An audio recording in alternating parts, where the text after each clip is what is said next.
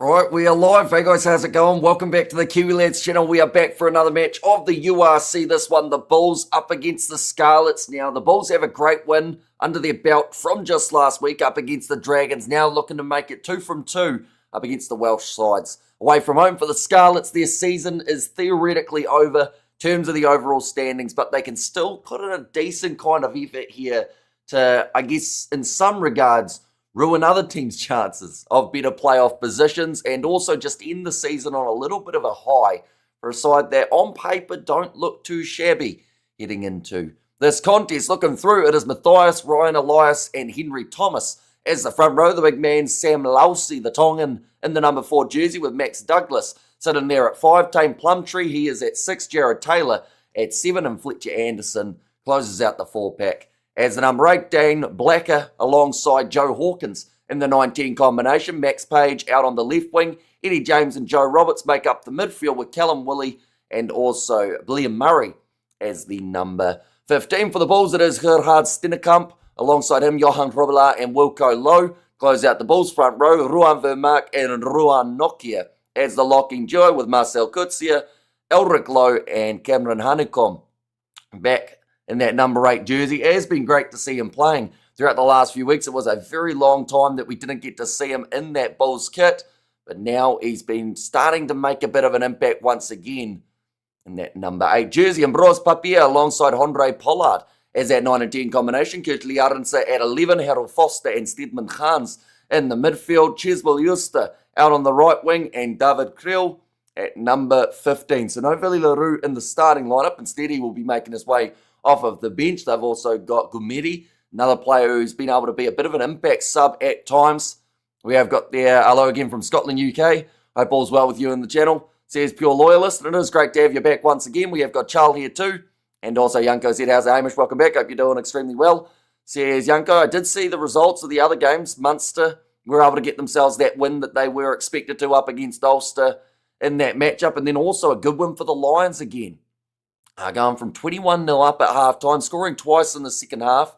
Kind of a little bit of a fight back, but not quite enough to get any points from that game. Jan Hendrik Vessel said he now knows exactly where the cameras can't see his hands. Says Xander, and thanks, it's appreciated, says Pure Loyalist. Yeah, this will be an interesting kind of matchup. The Bulls do come in as come in as favourites for this contest. How far are the Bulls winning? I'd say, depends on what Scarlets team shows up a little bit. Because if the Bulls come out like they did up against the Dragons, they should win by, you'd say, 20 plus. But if they come out in this game too confident, then all of a sudden winning by 15 points could be considered as quite a hefty win. So it's going to be intriguing. We'll show you the recent games for the Scarlets. They have had the 4 matches throughout the last couple of months. They were beaten by Connacht, 31 points to 14, beating Zebre in their game 36-17. They had their game up against Leinster, 36 points to 19. And just last week, they pushed Cardiff in a very close game, 24 points to 28.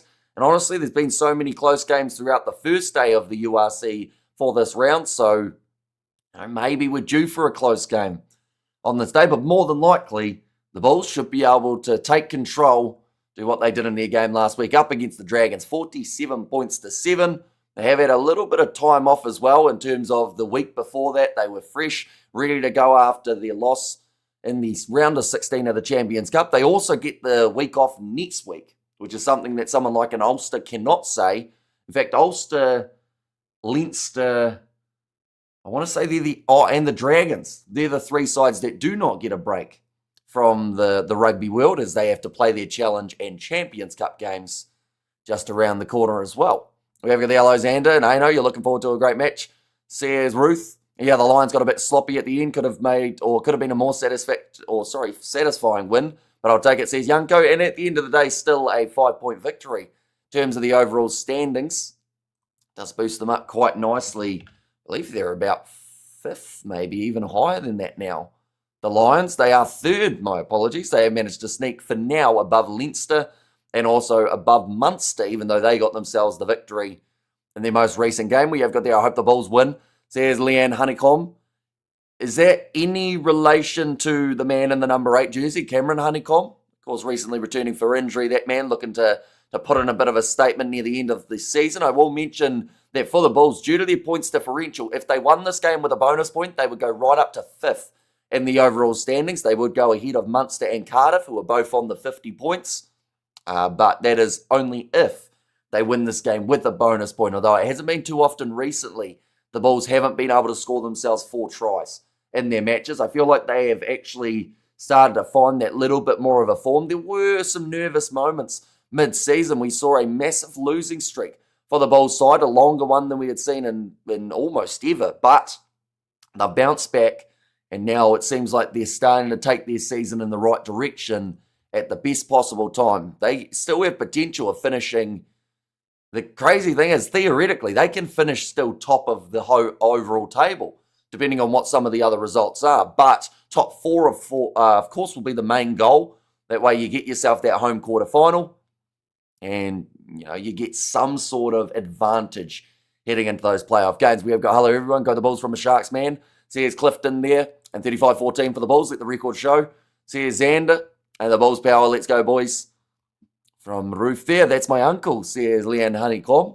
So yeah, hopefully he does very well throughout this contest. He's partnered with a couple handy players in that loose forward trio. Marcel Kutsia alongside Eldrick Lowe there too. Evening or morning, explain how the playoffs work, please, says Hardest. So, top 8 of the competition, they go through to the quarterfinals. What we will do, this is the table at the start of today. There have been updates since then. The Stormers are sitting number 1 now. We do also see the Lions in 3rd due to getting their win, and Munster have moved up to 5th.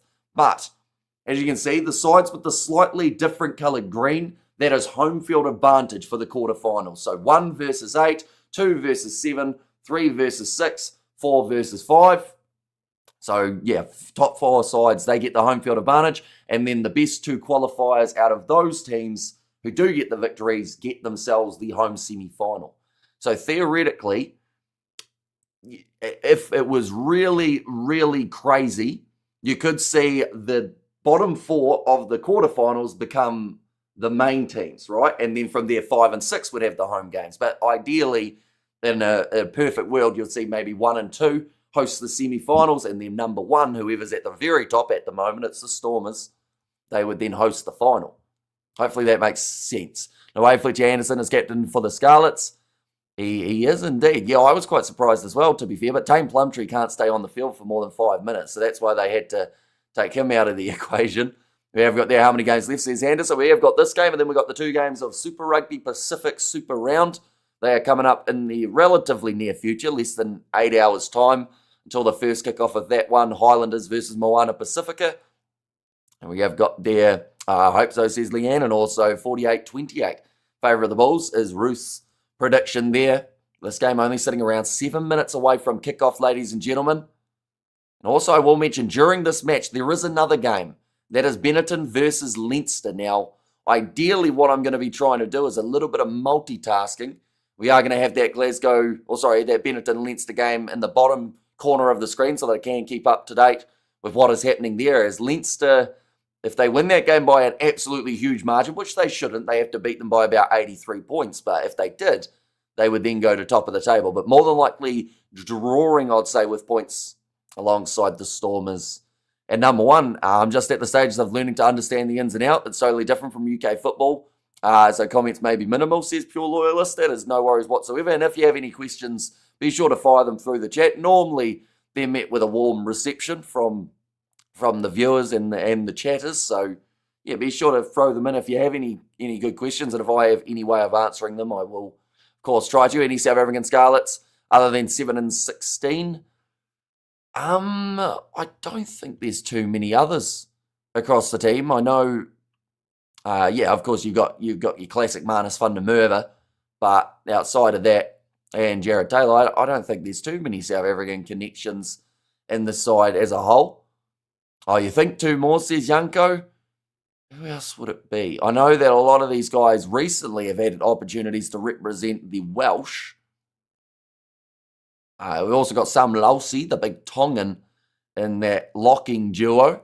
Coverage is just about to start. I hope it's not raining. It would not be ideal if it was, but it wouldn't surprise me as well. We're about to find out. Scarlets home game. Doesn't look like there's any rain, so that's ideal. I think it will be a fast track out there on the field. Let's go the Bulls. Says Dale there too. Sorry, I meant how many games do each team play before playoff starts? Another 2 games. Is how many all these sides have got. So in this case, there we go. These are the upcoming fixtures. As you can see, New Zealand also going to be playing up against the Bulls. That is happening around 113 days' time now. But the Ospreys and the Dragons, 2 Welsh derbies for the Scarlets to close out their URC season. Neither of those teams that they are facing will be able to make the top 8. So really, those are just for pride and a little bit of bragging rights heading into next year. For the Bulls, they have got Zebra and also Benetton. I would be extremely surprised if they didn't if they didn't win both of those games, seeing as they are in South Africa, which is where that kind of top of the table potential for the Bulls is still around. If it wasn't for losing so many games in that middle patch, they could have already been very close to that number 1 spot. And like I said, if they manage to get themselves a big win here, they move from 8th up to about 4th or so in the overall standings, which would be a massive boost for a side that definitely have the caliber of players to be right at the top of the overall comp. But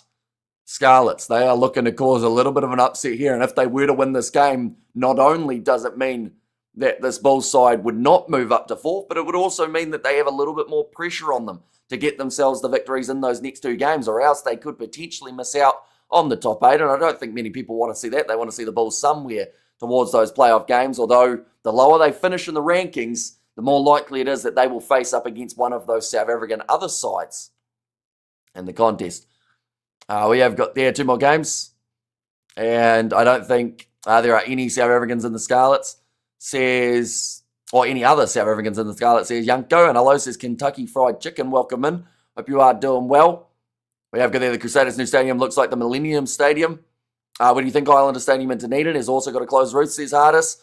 I think that with how successful this week of the Super Round has been in Christchurch, Dunedin are going to struggle to get big matches again. And that's the unfortunate nature of it. They're already playing a Christchurch test up against the French. I think that Forsyth Bar slowly gets further and further down the pecking order because there's just, unfortunately, not enough accommodation down in Dunedin.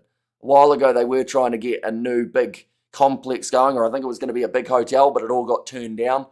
But I think it's going to come back to kind of shoot them in the foot a little bit down in Dunners. And I know this is a away game. It is. But at the same time, last week was an away game. The Bulls won by 40. So they are in safe hands heading into this contest, I would say. But they are up against a bit of a Welsh underdog per se. Currently in the overall standings, the Scarlets are in 15th. They've only had 4 wins throughout the season. Also a draw. Points differential isn't terrible, though. It's minus 90. It's actually as good as any side in terms of that top 4. Their bottom 4, I should say. And we have got there Sam Lousy, Fletcher Anderson, Blair Murray, the useless ex-Sharks coach's son. All New Zealanders, Crazy Anderson is the captain. Seeing bro hasn't been in Wales that long, says Johnny Blaze. Yeah, I think it's just the way that it's kind of worked out for him. But he's a handy option in that number 8 jersey for the Scarlets. I think they'll be happy enough to keep him around. He's got a handful here up against Cameron Honeycomb, which country is your live audience mostly from? Mostly New Zealand and South Africa, I think, are our main 2 in terms of the percentages. I don't know why, but in the pictures of the Bulls players, they have got Kurt Liarense a lot more zoomed in than everyone else, but maybe that is because he will be zooming down the wing in this matchup. I seen committed in your live streams. What do you mean, like committed to the game, I guess? Or else it would be a bit tricky to tell you what's happening, of course. Scarlets, they have turned up, to be fair to them, in terms of the overall stands and the amount of people in attendance for this one. I've just done a little bit of the research, of course, and now seen exactly who it is who's doing the commenting. We have got there, do the Bulls have a quality side? Yeah, they look good on paper. They look good on the field last week in their game up against the Dragons, but now in reality, they have to make sure that they walk away from this game with a bonus point if they are chasing that number 1 spot. Stormers, they have got a couple more games around the corner, same with Glasgow Warriors, same with Leinster. But that's the slightly exciting thing. The race for number 1, even that race for number 2 and 3, could become vital when it comes to those quarter and semi-finals later on. We have got there, Hamish House Thing says, Big Rig doing very well. I didn't even know it was a Super Round. I seen Chiefs versus Fiji being played in Christchurch. Me thinking WGF, that's not Chiefs or Fiji home.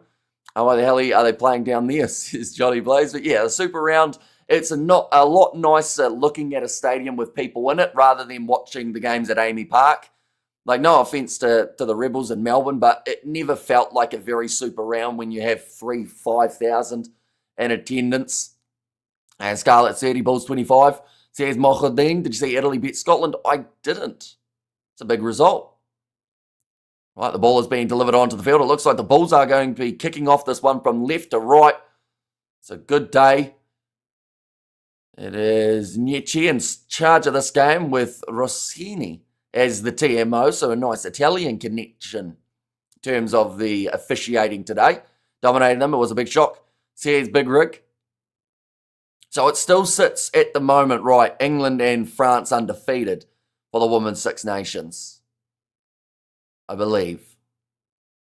Right, Andre Pollard ready to kick this one off. Even the Italians seem surprised how well it is going.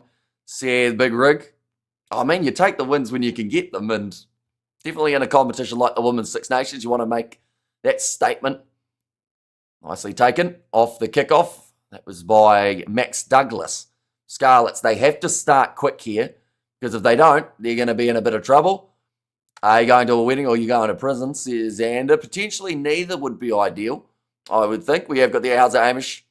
And from you know where is back, says Craig, St. Francis Bay. It rolls off the tongue now anytime I see your name. Oh, Pollard tries to sit him down, but there is an accidental obstruction there from the Bulls, so it does mean that the first scrum of the day will go the way of the Scarlets.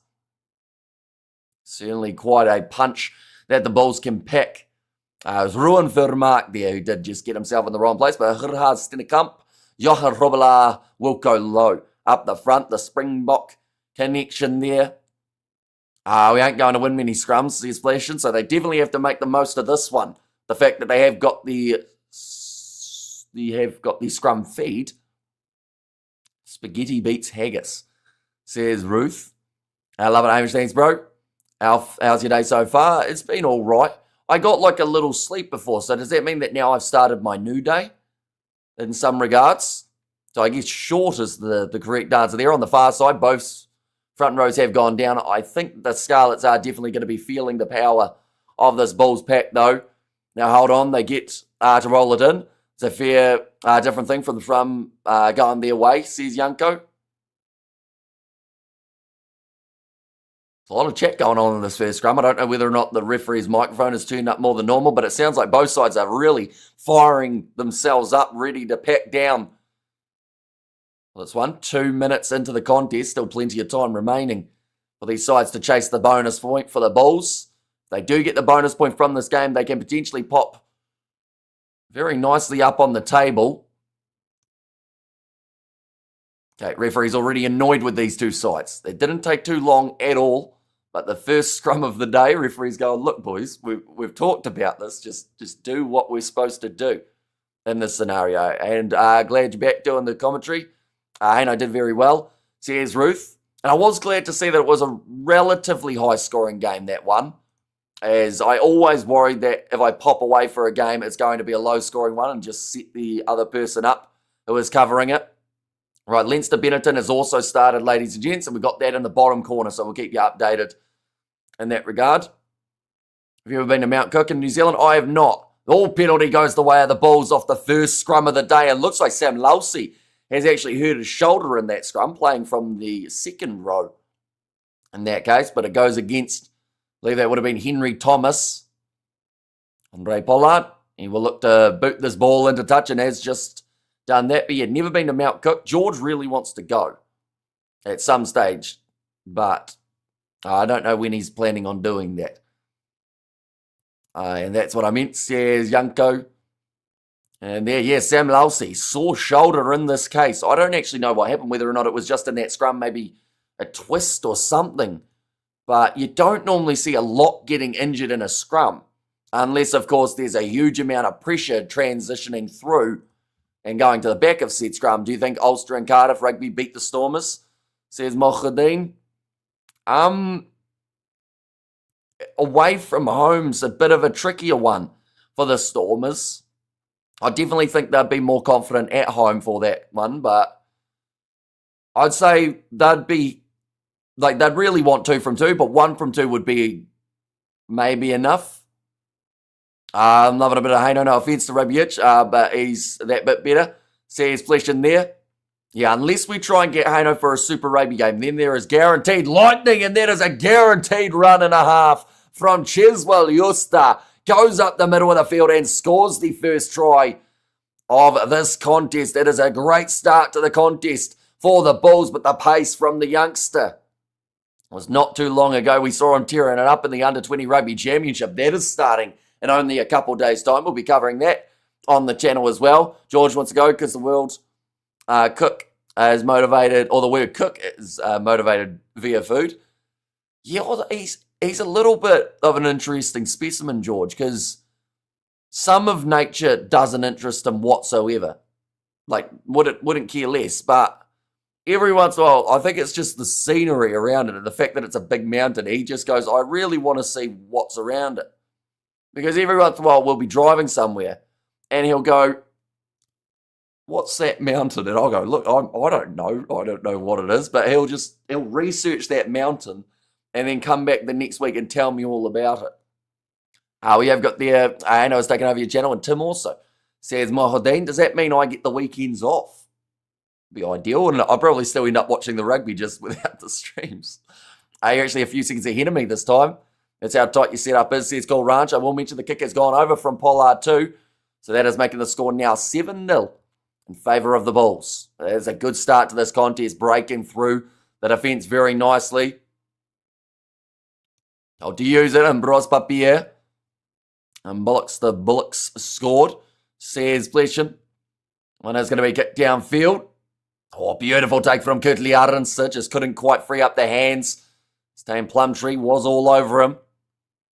You banned a year on YouTube, says Mohadeen. But then they'd still be able to do the stream. So I guess, as in like me, I would be banned from doing them, but then they can still do them. Is that what you're saying? On our way to the left-hand side, Johan Robela. It's going to be called as play on. A little bit of a slip there. Nice inside pass. Although Foster got set up with a forward one. And it is going to go back for another scrum. That's not exactly the best case scenario for the Scarlets. What do you think about the Storm and smashing the Glasgow Warriors today, says Arul? I think that Glasgow would definitely not be happy with what they did in South Africa. They've come away from both of their games with 0 points. But it bodes well for the Stormers, but they have to make sure they now back it up. It would be a shame to see them do the hard work coming back from their loss up against Connacht to then slip in the away games to then allow either Glasgow or Leinster to go to number 1, or the Bulls, to be fair. If they win this game, they still have a good chance of finishing near the top. Should have went with more on Super Rule. I said 16 in the end, says Aino. And also we have there, hashtag Mountains trending now, says Xander. Now ready to feed the ball in. It is Dane Blacker, that number 9 jersey. I like your headphones as well, mate. Where did you get them from? I can't even remember, but I bought about 3 or 4 sets of them and never needed to use the other ones other than when I have a guest on. I thought these headphones would have broken a long time ago, but I think we've had them for about 4 years on the channel, so it's quite ideal, really. One's going to be kicked downfield. Nicely taken. Controlled by Blair Murray. Do Haino have a YouTube? He does. Yeah, he has the YouTube channel Haino Sports Hub. That was a little bit too hard. Pollard taking that one back into his in-goal area, but now runs it back out and does kick it into touch. I mentioned currently Leinster versus Benetton is currently sitting 0-0, but it was almost a chance to score for the Benetton side there. Advantage being played here for Scarlets too. Now about 40 metres out from the line, looking to get the back line flowing, and that is a nice ball into the hands of Plumtree. Passes on the outside of Blair Murray, bumps off Chiswell Yusta. Johan Kroblar makes the low tackle.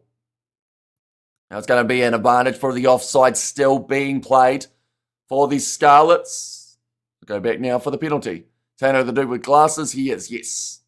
As opposed to Tim, who's the guy with the accent that no one can work out. But a good penalty one for the Scarlets. They do really need to make sure they score off any attacking chance they get in this game. If they don't, then the Bulls will slowly wear them down. Where can I watch besides Rugby Pass and URC? Supersport or DSTV does also have these games if you are in South Africa. I'm not sure what the Welsh option is. Benetton have scored first here in their game up against Leinster, ladies and gentlemen. 8 minutes into their contest, it is Alejandro Garbisi who manages to score it. We have there the ones who do live commentary, just like you are, you colleagues in a way, or with any, says Kentucky Fried. I guess so, in some regards. But now going off the back, about 7 metres from the try line. That's a good run forward from Jared Taylor. Now popping it across to the right. Rush defence from the Bulls, trying to shut it down from the get-go. But the Scarlets looking to find themselves a try here. Big run from Henry Thomas. Couple post-contact metres too. Comes down to whether or not they make a mistake with ball in hand here, the Scarlets. If they can hang on and consistently go through the phases, they could score in the very near future. Backline movement, risky play, but it goes out wide and the Scarlets score in the corner with Callum Woolley. I mentioned they had to do it every time they get into an attacking position. They have to score tries, and they have done just that there. The try in favour of the home team. And where do you watch these games? I see the odd game on Sky, says the Sporting Kiwi. So URC is all on URC TV. I didn't actually realise they had the occasional game on Sky. I know they've got Premiership on Sky at the moment and maybe some Japanese top league. Where the Scarlets from? They are from Wales.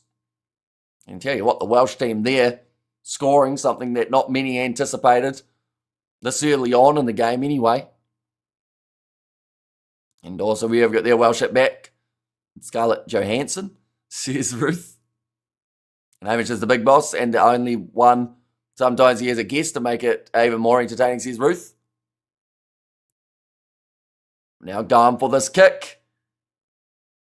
Oh, it was close, but it does miss away to the side, so that will make the score now 7 points to 5 in favour still of the Bulls. But it was a wide cutout pass that did the job there from the number 10 jersey, Joe Hawkins, just firing it out. Kudley Arons a long way off his wing, and you could see straight away David Creel knew that they were in a little bit of trouble. But like I mentioned, Garbisi scoring early on in the Benetton game, so they are up 5-0 over Leinster.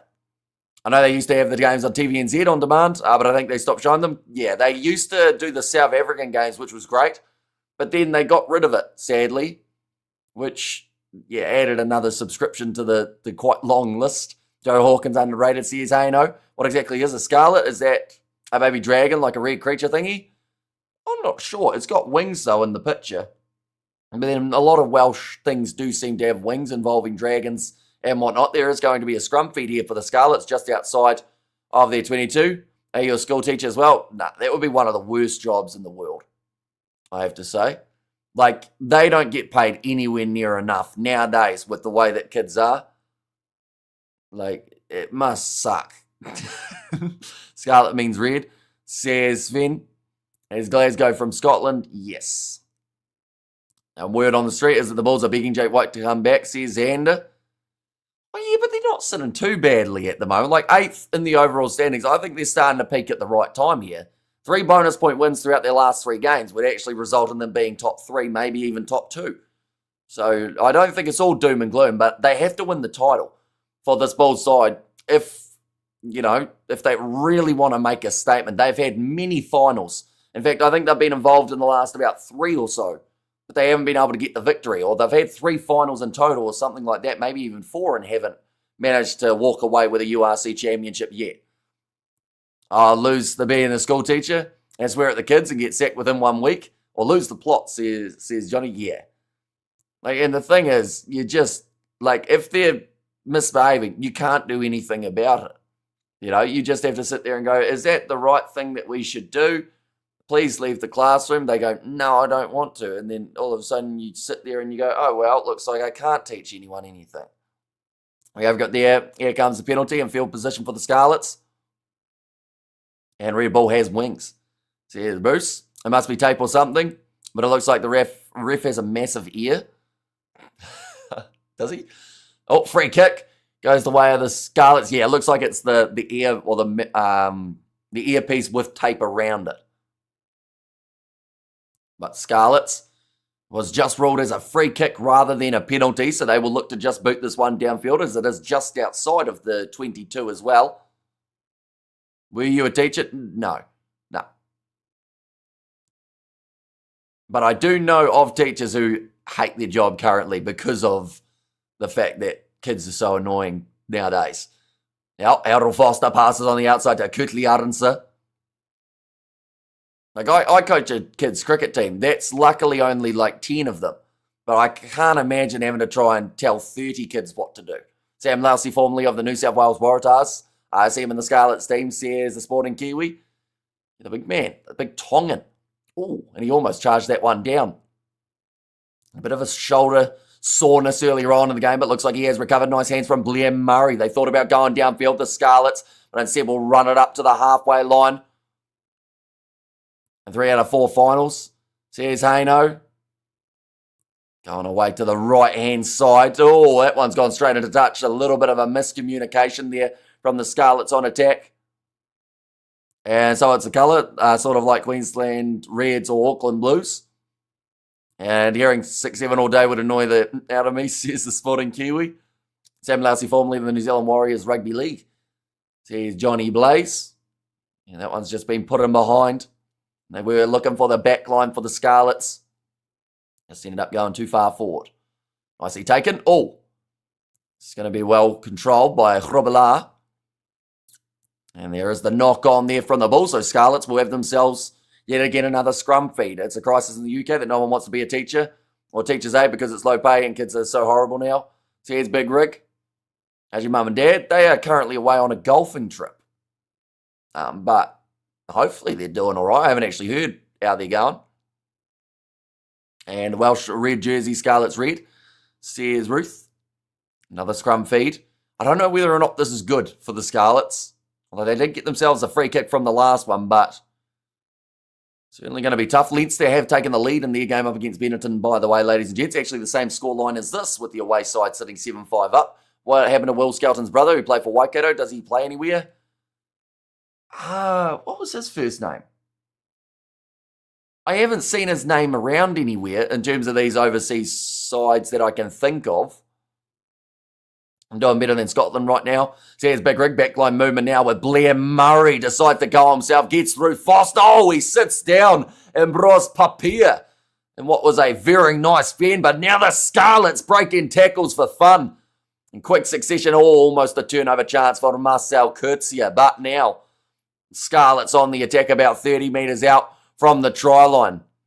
Is it Billy Skelton? It might be. That one's going up. And bouncy ball. Kidley Aronsa only just manages to claim it after a little bit of a fumble, but the ball is there for this Bulls team. And Bros Papia has to play half, about 10 metres from his own try line.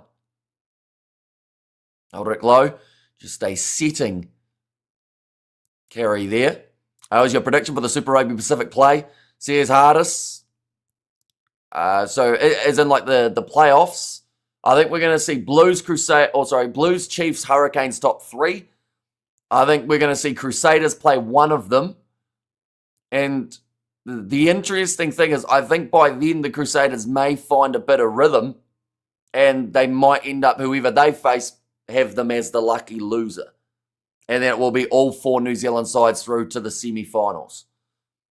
Is that too rough on the Aussie sides? I feel like if they're away from home, though, the Aussie teams, it's going to be pretty tough to be able to get that full momentum. Although the Brumbies, with the exception of their game up against the Canes, they have done very well up against New Zealand sides. This has become a rolling ball. It doesn't really look like the ball is going anywhere. It was Cameron Hanekom who managed to control it. And it is going to be now the scrum feed for the Bulls. Saxia Khaleesi signed a petition. Sack him from where? He's already leaving his URC team. He's going to the Stormers. So I feel like he can't be sacked for the Sharks if he's already leaving. Cameron Skelton. He doesn't play rugby anymore, says Haino. The Stormers were playing, says Bruce. Well, they did play earlier. They did quite well. Obviously disappointed not to be able to get that one down. Looked him up, Cameron Skelton. As his name, he already retired. He's only 31. How big was... He was a big boy too, wasn't he, compared to his brother. And Bros Papier. We need to put this ball in. Come on, Robillard, Lowe and Krill. I think in that rolling maul situation, Sam Lousy may have actually been better off letting that ball go. Well, that's awesome to see he's going back home to the Stormers. He is indeed, yes. Going to be there next season. Cheers for Ulster, going for the grubber down the wing. Cleaned up by Liam Murray. Goes away to the right. Oh, big charge down there. Oh, and Cameron Honeycomb chasing after it. We've done a few live streams throughout the weekend. The voice was starting to feel it. We have got their preferred garlic bread. We have got their 2.08 meters, 104 kgs. Okay, so he got the height. He just didn't quite get that same bulk. It's scaled. Another 104 still pretty decent sized individual, isn't it? We've got, hey man, I know the things I did in Discord were really messed up, but I'm sorry for creating multiple accounts and saying bad stuff in the chat. Just want to say sorry for all the stuff in Discord. I mean, if you're genuinely, genuine in your apology, it is all right, but just, you can stick to one account and it's fine, you're welcome in the chat. But it's just if you're willing to stick to one account, you're more than welcome to stick around, because you had actually been on the chat for a little bit beforehand, if I'm not wrong, in terms of before getting the multiple account situation. I've got there, if the Stormers were playing, they would have been streets ahead by now, says Bruce. And also, Cameron Honeycomb is the uncle of a viewer here. That is true. He will want to score a try for his nephew or niece. Now, going for the grubber in behind. That one's going to be cleaned up. And put downfield from the Scarlets. That looks like it's going dead. Or is it? Oh, what a kick. It actually curved almost straight sideways. And it's going to be a 50-22 for the Scarlets, about 10 metres out from the Bulls line. That was a kick that went a lot better than first anticipated. My main account was Jaden also. Says Jaden, did your main account get timed out or blocked or something? Or was it just you just decided to start switching between them? Because I have no idea where the blocked list of people go. I assume it's somewhere in that regard, but I don't know whether or not it ended up disappearing or whether you just chose not to use it. It's going to Storm by me. To borrow my mistake, 140. Okay, that's a bit of a difference. That is a big boy like Skelton as well then.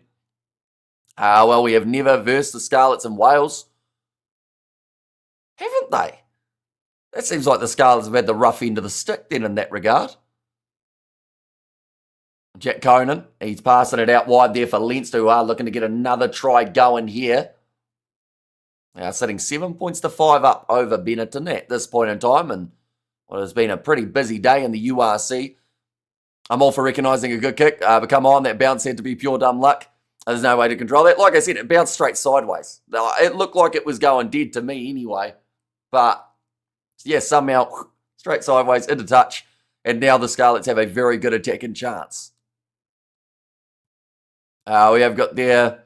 we beat them in Pretoria and lose to them in Wales, says Hano. Beat them in Pretoria, lose to them in Wales. Lose to them in... Wait, so you have initially, they've never versed the Scarlets in Wales, but then they've lost to them in Wales. Never beaten them in Wales, maybe that was initially going to be the one. I just made multiple counts and started spamming. I'm not a weird guy. I haven't fully matured yet. I'm 17 years old. Says, Jaden West, a brilliant run there. Straight through the middle. And Eddie James has scored for the Scarlets, who now take the lead in this contest as the big underdogs. I haven't fooled you into thinking that you should start a job in the UAE, says Jaden. Yeah, although I don't think I was actually going to be going over there, because you also wanted me to go to Turkey, didn't you? Was another one that got brought up a little bit. To be fair, one day I'd like to go to Turkey, but just not in the near future. We have got the and never beaten them, says Hano. It's nicely done. You should start a job in the UAE, mate. They pay you high salaries. Yeah, although I don't think I'm qualified enough in the building department to actually get a decent job over there. I would say that unless they have commentary for some random competition, maybe could be an option. I'm surprised that the Scarlets aren't full of foreign players. I always assumed these teams were full of imports. There's a Sporting Kiwi, that one's hit the post, so 2 missed kicks at the moment.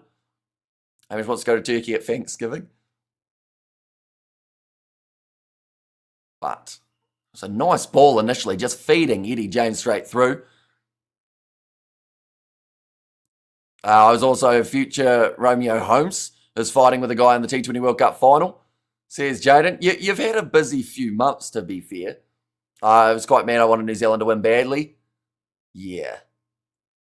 Hopefully they can fire back a little bit, the Kiwis. The good news is T20 World Cups and ODI World Cups feel like they come around pretty much straight away. I see the wins affecting the kicking, says Haino. One's going to be put into touch. It's nicely done. The Bulls are upsetting me, says Cool Story. And come on the Scarlets, says Fleshin. What if Saudi Arabia offered you one of their insane contracts to commentate these sporting events? What type of contract are we talking? Because the thing is, the way that I look at it, and I think the way that some of the rugby players look at it now as well for the R360 when it starts up, is if you don't take the contract, someone will. So it's like, do you take the big money? Even though some people aren't a fan of course, where it is coming from. But, someone will accept that big contract. But I can't imagine they'd pay me too much. I think they're too busy chucking it to the players and whatnot for that one. Nice take from Blair Murray inside of the 22, doing nicely under the high ball. I wish the Bulls are upsetting me. I think they're upsetting quite a few people. After conceding twice in the early stages of this game, the Scarlets are looking to try and find a way of getting themselves some bonus points. And we have got there someone else who will come along with it. Exactly. So it's like, do you take the big money when it's there? Or do you let someone else have the big money while you sit there going, well, that could have set me up for quite some time. You come to the UAE here in New Zealand. You'll just see nature, nothing else. You won't have money here. And GCC countries, you will earn high salaries, but no politics. Says Jaden. See, I've been interested in maybe going, well, of course, the budget doesn't allow it, but it would be cool to have like a flyover in Dubai and stay there for a couple of days if I was ever going in a random European direction. Now, nice step there from Blair Murray. Tries to offload it, but Chiswell Euster claims it inside of his 22. He's getting wrestled down by, that was Joe Roberts. We have got there, still not robbing banks. But does that defeat morals, though? If you don't rob a bank, someone else will, says Big Rig. I think it's a bit different when it comes to a sporting contract in some regards. But obviously, from those comments, I'd assume you're against the R360, right? That one's going to be booted into touch by Ambrose Papier. That one doesn't quite find the touchline. So it is now going to be the attacking chance for the Scarlets on the short side. Stedman Hans, that looked like a clear in the side breakdown clean out there from Scarlets. What do you get sassy when there is a weird comment? Says Jaden, I think it's just from doing this for so long. Like, we've done it for about 5.5 years or something. The name Turkeyov was from Turkey, basically. Says Jaden. Oh, that was going to be called as play on. It has been knocked backwards by the Scarlets. I'd take the money and run, to be honest. And that's where I think we're going to see a lot of players after the World Cup realise, once again, if they don't take the $1 million contracts, they will find someone who will. That's a run and a half from the big man. That was a terrible pass. Awful from Max Douglas. He set up his teammate Jared Taylor to fail getting pushed into touch. But it was very nicely done, but I wouldn't justify it as someone else will. I say I want the money, says Big Rig. And I think the only people who say they wouldn't take the money are people who are not in a position to get that money, says the Sporting Kiwi. Yeah, like some of these guys, like some of those NRL guys were getting offered like multiple $1 million contracts for one season. Now, of course, they have been delayed because of that World Cup situation. We need to switch on, says, hey, no, they certainly do, because currently the Scarlets have got themselves the ball again here, and they will kick it towards the corner. My kids would never know the stress of financial problems, says Big Rig. And hopefully Rugby 27 comes out without any bugs. Yeah, but that would be good if they fix Rugby 25 first. I hope I won't say a random comment where you feel disappointed and make a irritated face, says Jaden. I don't think, don't take it personally if my face does change, by the way. Sometimes it can just be because of the fact that I've been awake for so long that my face, I forget what it's doing. It's a good still. That was a weird accent that came out there, but nicely taken by the Bulls against the line out. Are you doing the under 20 games? What time is the game? It is going to be at 2 p.m. South African time for the earlier New Zealand versus Australia match. And then also South Africa-Argentina is going to be the 4 p.m. South African time contest.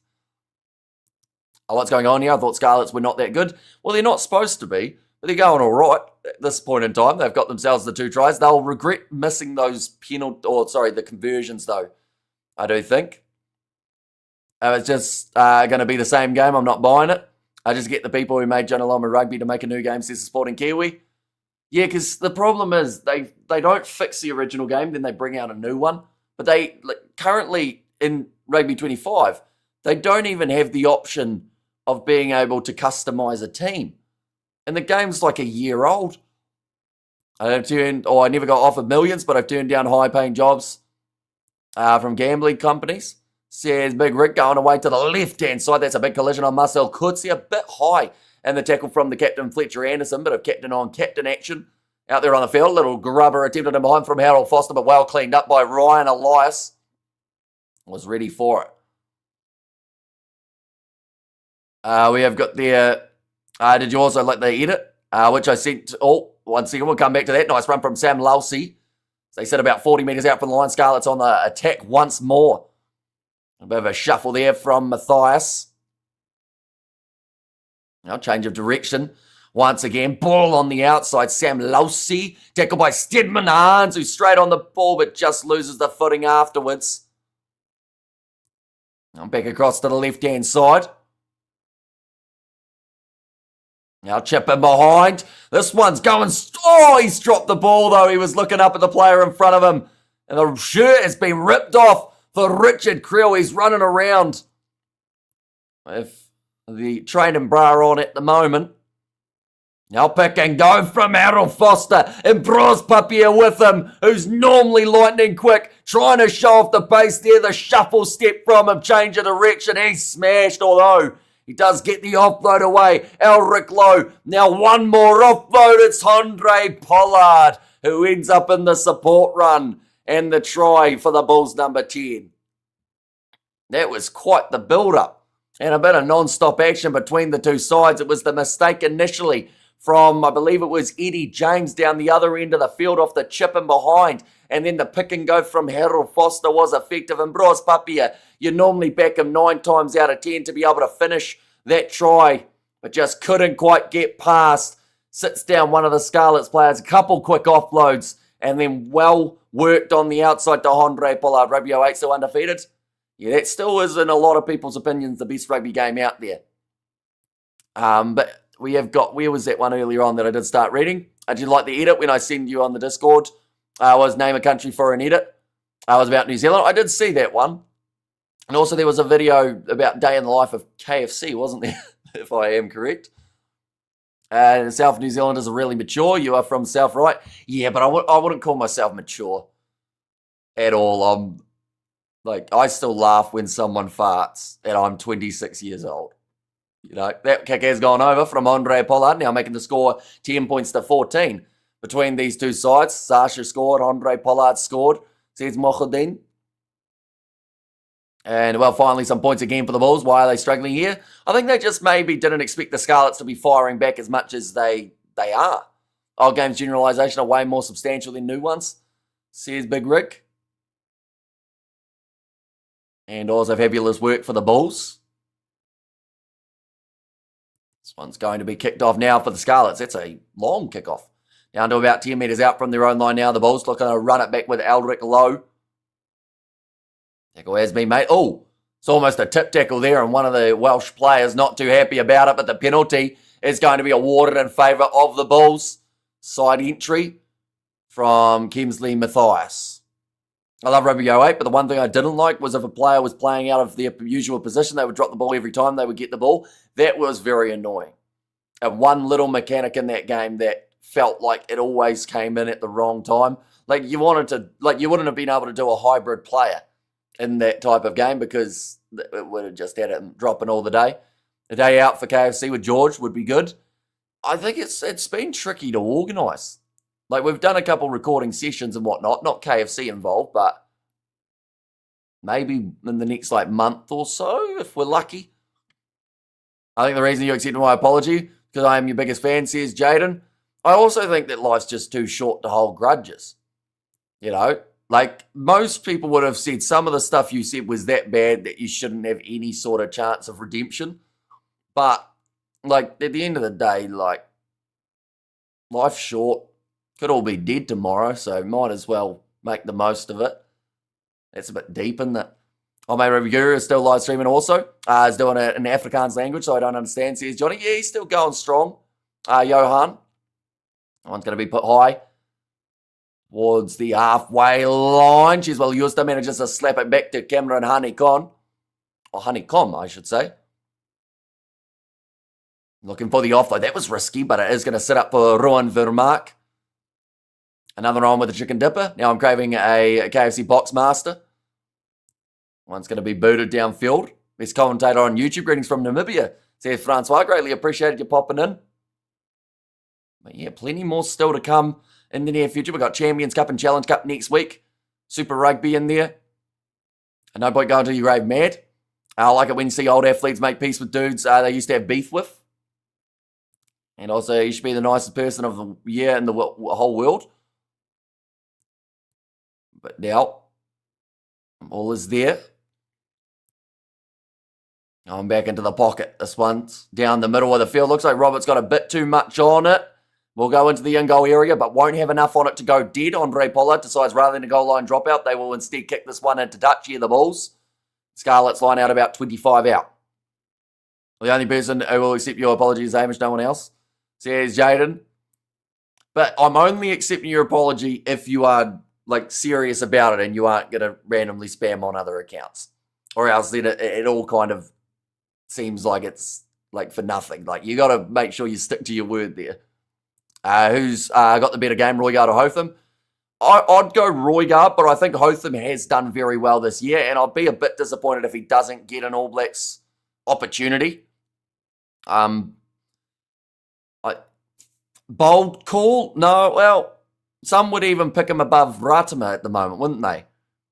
In terms of Hotham and what he's been able to do. Now, I think that's very much depends on who you go for in Super Rugby as well as what style of halfback you like. But I just think Fakatava, someone like that's going further and further down the pecking order now. Definitely because he's not even getting starts for his Highlanders team. Oh, that's a nice steal from Cameron Honeycomb. Manages to rip that ball away. Ambrose Papier. Does go down the field. This is going to be a foot race. Cheswell Justa right. Oh, he's made the tackle on the man without the ball there. He's going to go for a grubber. Okay, Scarlets are asking for a penalty. Referee's not going to award it as a knock-on against the Bulls instead. Oh, who had the better game? Sorry, I thought you said who has the better game. I've just gone into a rant about who's the better halfback option for the All Blacks. But Hotham was solid. Roygaard had some good moments too. I think that Roygaard, he got that ball out quick enough so that Fihi and Josh out on the wings could just have a good old field day. We're going to see the replay with the tackle off the ball, although to be fair, there was the ball in the hand of the Scarlets player for a second. I think they're the clear first two halfbacks. I'm a Chiefs guy, but I don't think Ratama is All Blacks level. Prefer Adam Lennox as the third halfback. And what if someone else is trying to impose me? Spams and other accounts. You'll give me inconvenience. I don't think anyone will. Throughout the last kind of 5 years or so, the only ones that normally spam are the ones with like the random channel links, like as in like to the hack websites and whatnot. Outside of that, you've been the only one in like the last 3 years. So I don't think anyone will. Timeless says Balkung. Currently, we've got 6.5 minutes remaining in this first half. It's actually gone by quick as well. One's kicked into touch by Scarlets. But yeah, still a whole second half to be able to play as well. Could we have 2 Euro underdog victories in one day? Says Big Rig. Maybe. Currently, Benetton, they're not doing too badly against Leinster currently. For anyone who doesn't want an updated score in that game, block your ears. But the score is sitting 7 points to 5. Sorry if I didn't give you enough time to block your ears. But that is in favour of Leinster, I should say. Now, ball's going back there for the Scarlets. They're losing meters a lot. off that line out by about maybe 10 metres backwards, but still going to be on their side until they do kick this one downfield. Nice take. On Cheswell Uster. Bros Papier going after Marcel Coetzee. Oh, that was close to an interception. Just not quite able to take it cleanly for Callum Woolley. He'd been able to catch that one. It could have been a whole different story and maybe an interception try coming for the Scarlets. But now the Bulls will continue the attack. Papier back to Pollard. Looks like they are going to try and run this one from their own half here, the Bulls. Foster joining the breakdown. He's had a busy first half so far. Stennekamp. Tackled by Sam Lausey. The ball is there again for Papier. We have got there, what you doing for today? We've got Super Rugby live streams for the afternoon. So after this, I'll either end up staying up for till the end of those ones. And then a little bit later on. But either that or I might try and get a quick snooze in. Nice from Cheswell Uster, put in pressure, although he did knock it on in the air, so it is going to be Scarlets who have got themselves a scrum feed. Declan Meredith missed 2 kicks for touch. Has dropped him down in my estimation as the first choice team for the Wallabies. Yeah, that was a bit disappointing, wasn't it?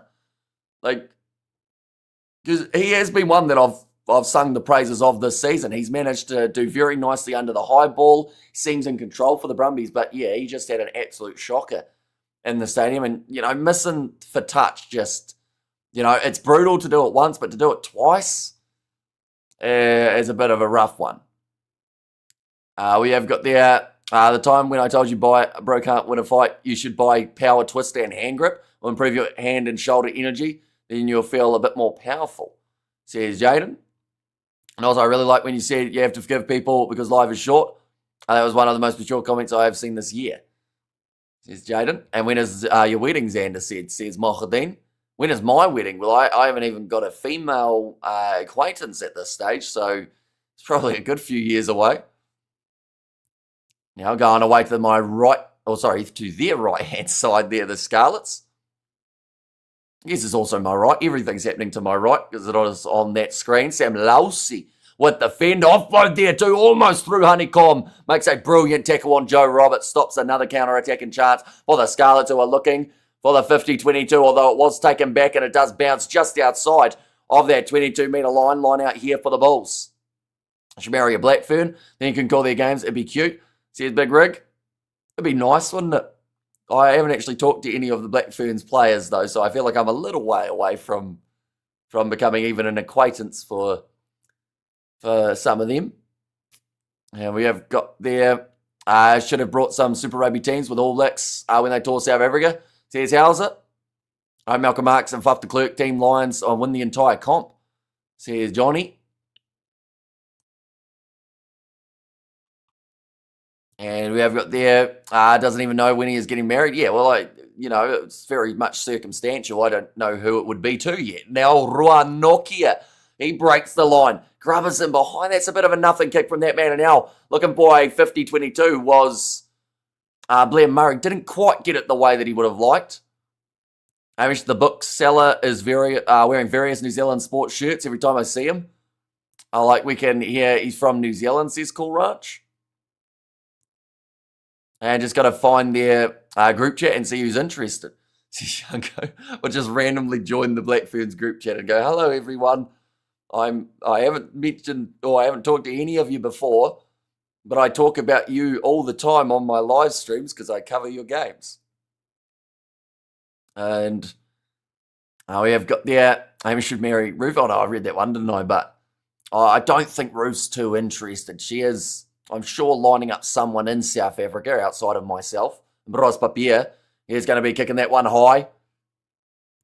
Oh, that one was almost knocked on. Yes, it was by Kurt Liarense. Handling, letting the Bulls down at the moment here with 1 minute remaining in the first half. Seaman is basically retired now. Not quite. I would say he's not a mile away from retiring from URC, though. More than likely will just play the internationals this year and maybe to that World Cup. But he's got to start working out what's the best way of preserving his body for that World Cup if Rassi is going to chuck him in there. Now, scrum here for the Scarlets. Ooh, it looks like a nasty ear injury there. Who is winning Leinster or Ulster? Well, currently Leinster are playing Benetton and Leinster are leading 14-5 in that one. Hamish isn't interested in my aunt anymore. Says, cool story. Well, that one kind of fizzled out, didn't it? You said, I'm going to set you up with my aunt. Well, to be fair, a lot of people have tried to set me up with their aunties. Hamish is a family channel, not only commentary. We are a secondary family. Says, Jaden, well, I spend many, many hours here each and every week. I probably spend a lot more time with you guys than some of my slightly further family than my parents. I still hang out with them quite a bit. And just showing those offloading moments from the Bulls as well. From that first initial try, did Rico score? I'm not actually too sure who scored the 2 tries for Leinster at this stage.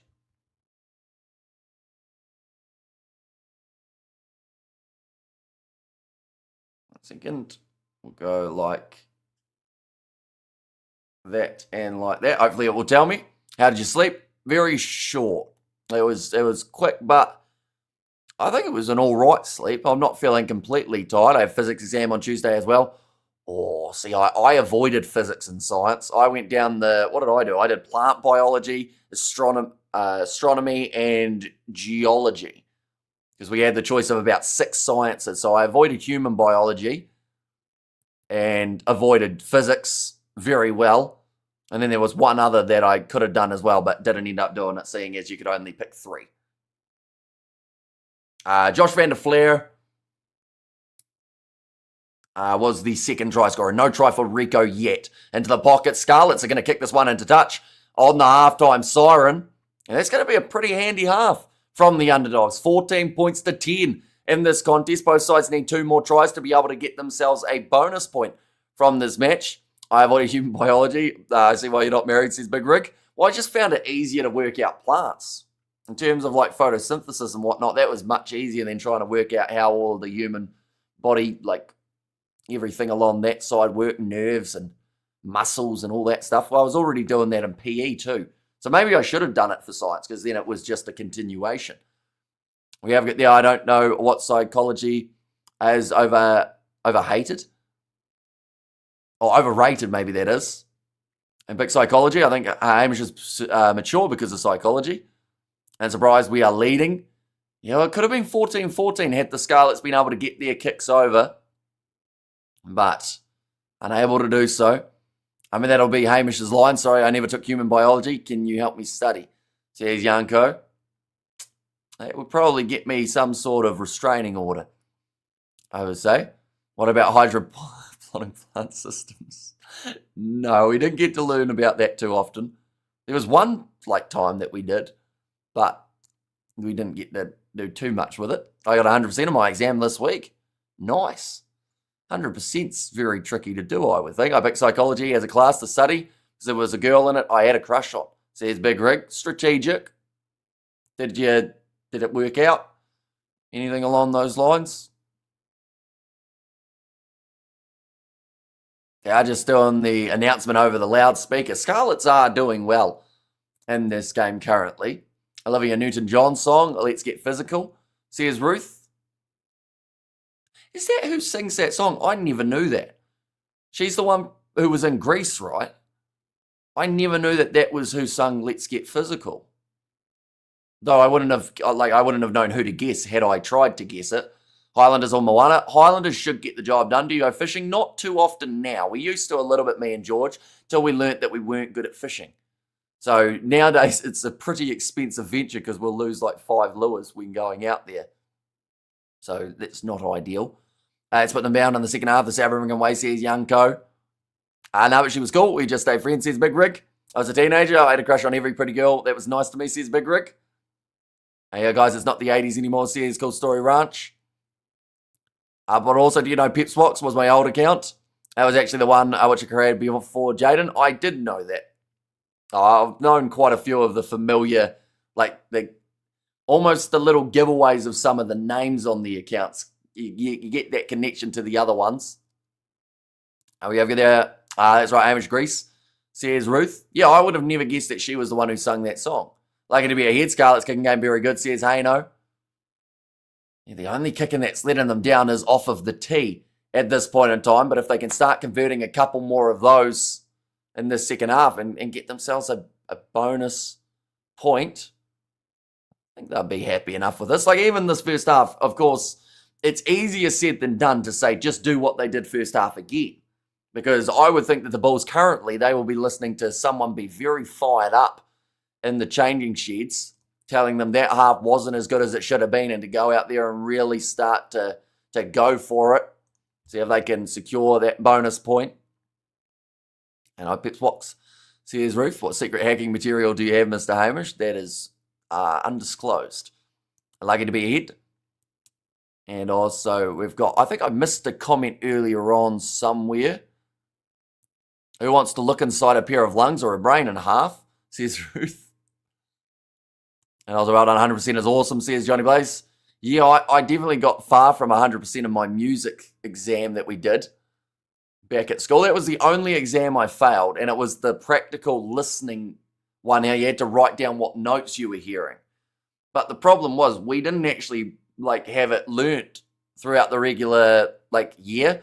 We were always playing just music. So came into that stage where we had to start learning it, and then our teacher ended up trying to jump over one of those chain link fences and ended up smacking his head, getting a concussion, breaking his arm, and he was out for a few weeks from teaching. So we learnt nothing when it came to that practical test.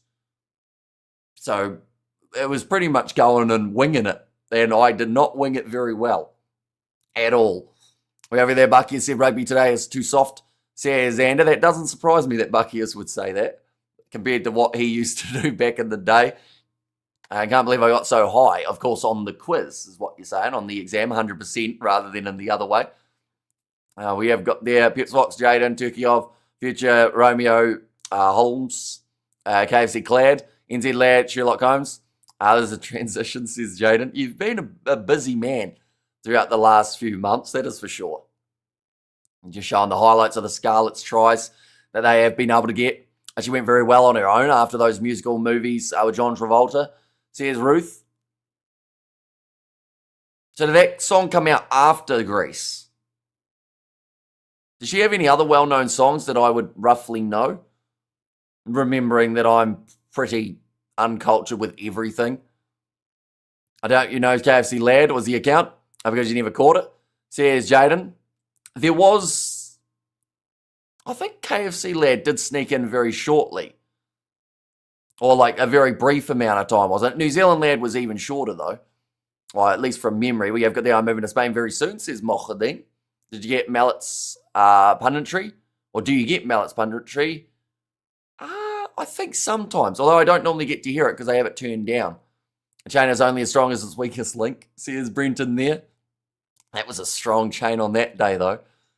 I didn't even do my exams at school. I'd already passed and got my NCAA level 1, 2, and 3, so I figured wasting my time doing it. I ended up being a builder. Didn't go to uni, so it was indeed a waste. And do you know Lucy Lawless? She's got to be one of the coolest Kiwis. I don't think I know her. I'll Google it. That's what you do, isn't it? You just pop onto the Google. New Zealand actor and singer. I don't think I've seen anything that she's in. Looking through, she's in Spartacus. I've never seen Spartacus. She's in the X-Files. I've never seen that. I don't think I've ever seen anything that she has been in. Zenit, never seen it, unfortunately. So, yeah, I don't really know. I think the lads are hanging in there. We might tire out later. It's been warm in Wales today, says Fleshin. They got to hang in there for as long as physically possible, the Scarlets, and they have to start getting their conversions over. Put a little bit more scoreline pressure on this Bulls side. We were talking about it earlier on in terms of what is to come for these two sides, ladies and gentlemen. We will all go like this. For the Scarlets, they have got 2 Welsh derbies around the corner. They cannot make the top 8, but they can certainly still finish their season on a high. 1 home game, 1 away, though, to the Ospreys in 2 weeks' time. But yeah, they have got the bye week next week, as they are not in the Challenge or the Champions Cup. That is the same for the Bulls side. The Bulls have got Zebre as well as Benetton in their next 2 matches, and then in about 113 days, they will be going head-to-head with the All Blacks. It's a part of that international tour for the Kiwis up against the South Africans. They are playing all of the URC sides. That one is getting closer. That's only 4 months away. In fact, less than 4 months. I can't believe how quick it's coming around. The World Cup, how many days away is that? I am going to have a look. Normally they have on the website, it has the countdown clock. And the verdict is, they get rid of the countdown clock. They might have got rid of the countdown clock. I don't see it on their website. Oh no, hang on, I pressed the wrong button. There we go. That's the countdown clock. 523 days, 12 hours, 19 minutes, and 11 seconds until the Rugby World Cup 2027 competition gets underway. And do you know a YouTube channel called Jack and Will? They're similar like you? No, I don't think so. Are they rugby related, or are they like different channel, like in terms of, or different sport maybe? Spartacus is an awesome series, Hamish. I think it is a New Zealand series as well. Watch it, I highly recommend it. I do need to watch a few more things because there's a lot of shows that I haven't watched that I feel like I miss, I guess, like references and whatnot. 1 second. I'll go like this. And I like that as well. We have got the RMG chucking in your New Zealand passport, mate. Every Kiwi has watched Lord of the Rings because there's nothing else to do here. Yeah, I haven't seen Lord of the Rings. One day though, I'll have to watch it. I'm just waiting for the right time. I don't know when that right time will be because I guess it hasn't come around yet, but we'll find it at some stage. What else haven't I? Well, in fact, it's probably easier to list things I have seen than haven't seen because the list that I haven't seen is very long. If Daryl Mitchell and Kristen Clark had a baby, it would be you, Hamish. I could kind of see it a little bit in terms of the Daryl Mitchell connection. Well, I wish I was as good of a cricketer as Daryl Mitchell. That would be ideal. You should do a review after you watch it, says Big Rig. Looking at Cardiff last night and the Bulls today, I would give Cardiff the nod. If they go to a home game in the playoffs, no chance away up in the altitude, says Fleshin.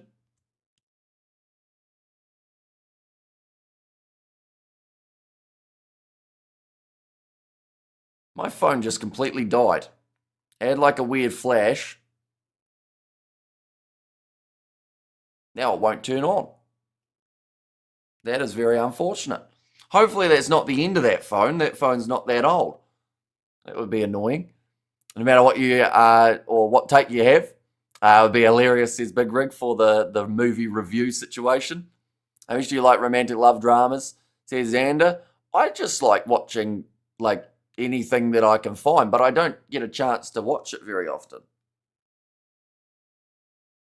I also don't have a charger, so I can't work out if my phone is actually completely broken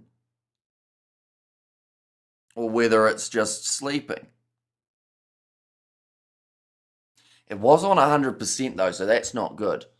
That might be a dead phone, ladies and gents. Not ideal. He likes sport, that's cool. You should stop pushing hundreds of movies on him, says Big Rig. The second half of this one is just about to get underway. The Scarlets, they will be kicking off from left to right. People from Superstore got it right, 9, 10, 12. Got defence problems. Oh yeah, I can't fix it, says Francois. Does George live on a farm? He does indeed, yes. Now nice take there from Elric Lowe. Now Ambrose Papia searching for this ball in the breakdown. We'll roll it back. One's going to be kicked high. Doesn't look like he's looking for the touchline. Instead, going up the middle of the field. It hasn't actually gone that many metres either, and it's nicely taken by Tame Plumtree. Ball in the hands of the Scarlets now, about 30 metres out from the opposition line. Backline movement. Tackle there on, it would have been Henry Thomas. It's Andrew Sampson? No, I don't know. Oh, that's the cricketer, isn't it? Now back across to the right-hand side. Oh, drop ball from Max Douglas, and you could hear the frustration as he hit the ground there. This one's going to be kicked in behind by the Bulls, looking for the 50-22. That one's rolling on, though. Oh, we've got an apple. That's a good start. The phone might not be completely broken. I don't know why it turned itself off, though. Maybe it just wanted to... Oh, it's all good, ladies and gents. It's just decided it wants to update. Random time to do it. But I guess as long as it's not broken, we're fine. But Max Douglas, he does drop that ball.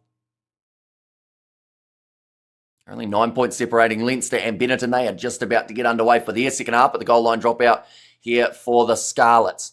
Nice take from Andre Pollard. Goes off to the right-hand side. Finds Eldrick Lowe's hands. I was offended that you didn't know Lucy Lawless. I think anyone who likes movies or TV shows would be offended with the lack of things I've seen. And I never realised how little I've seen until it gets listed and I have that realisation. Now going away to the right-hand side for Harold Foster. Goodbye, Sam Lowsey. That's a good chance in the breakdown for the steal, but can't get it for Jared Taylor. Now tackle made on Kiwanokia.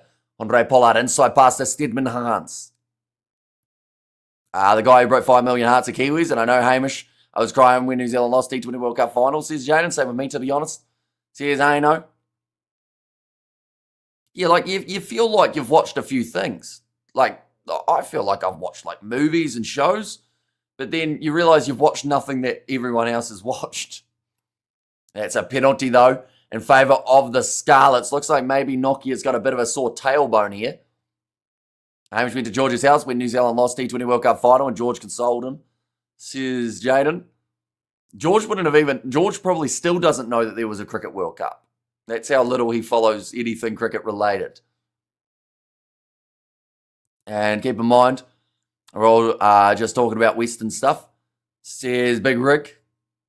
Francois Klopper, this is an early change.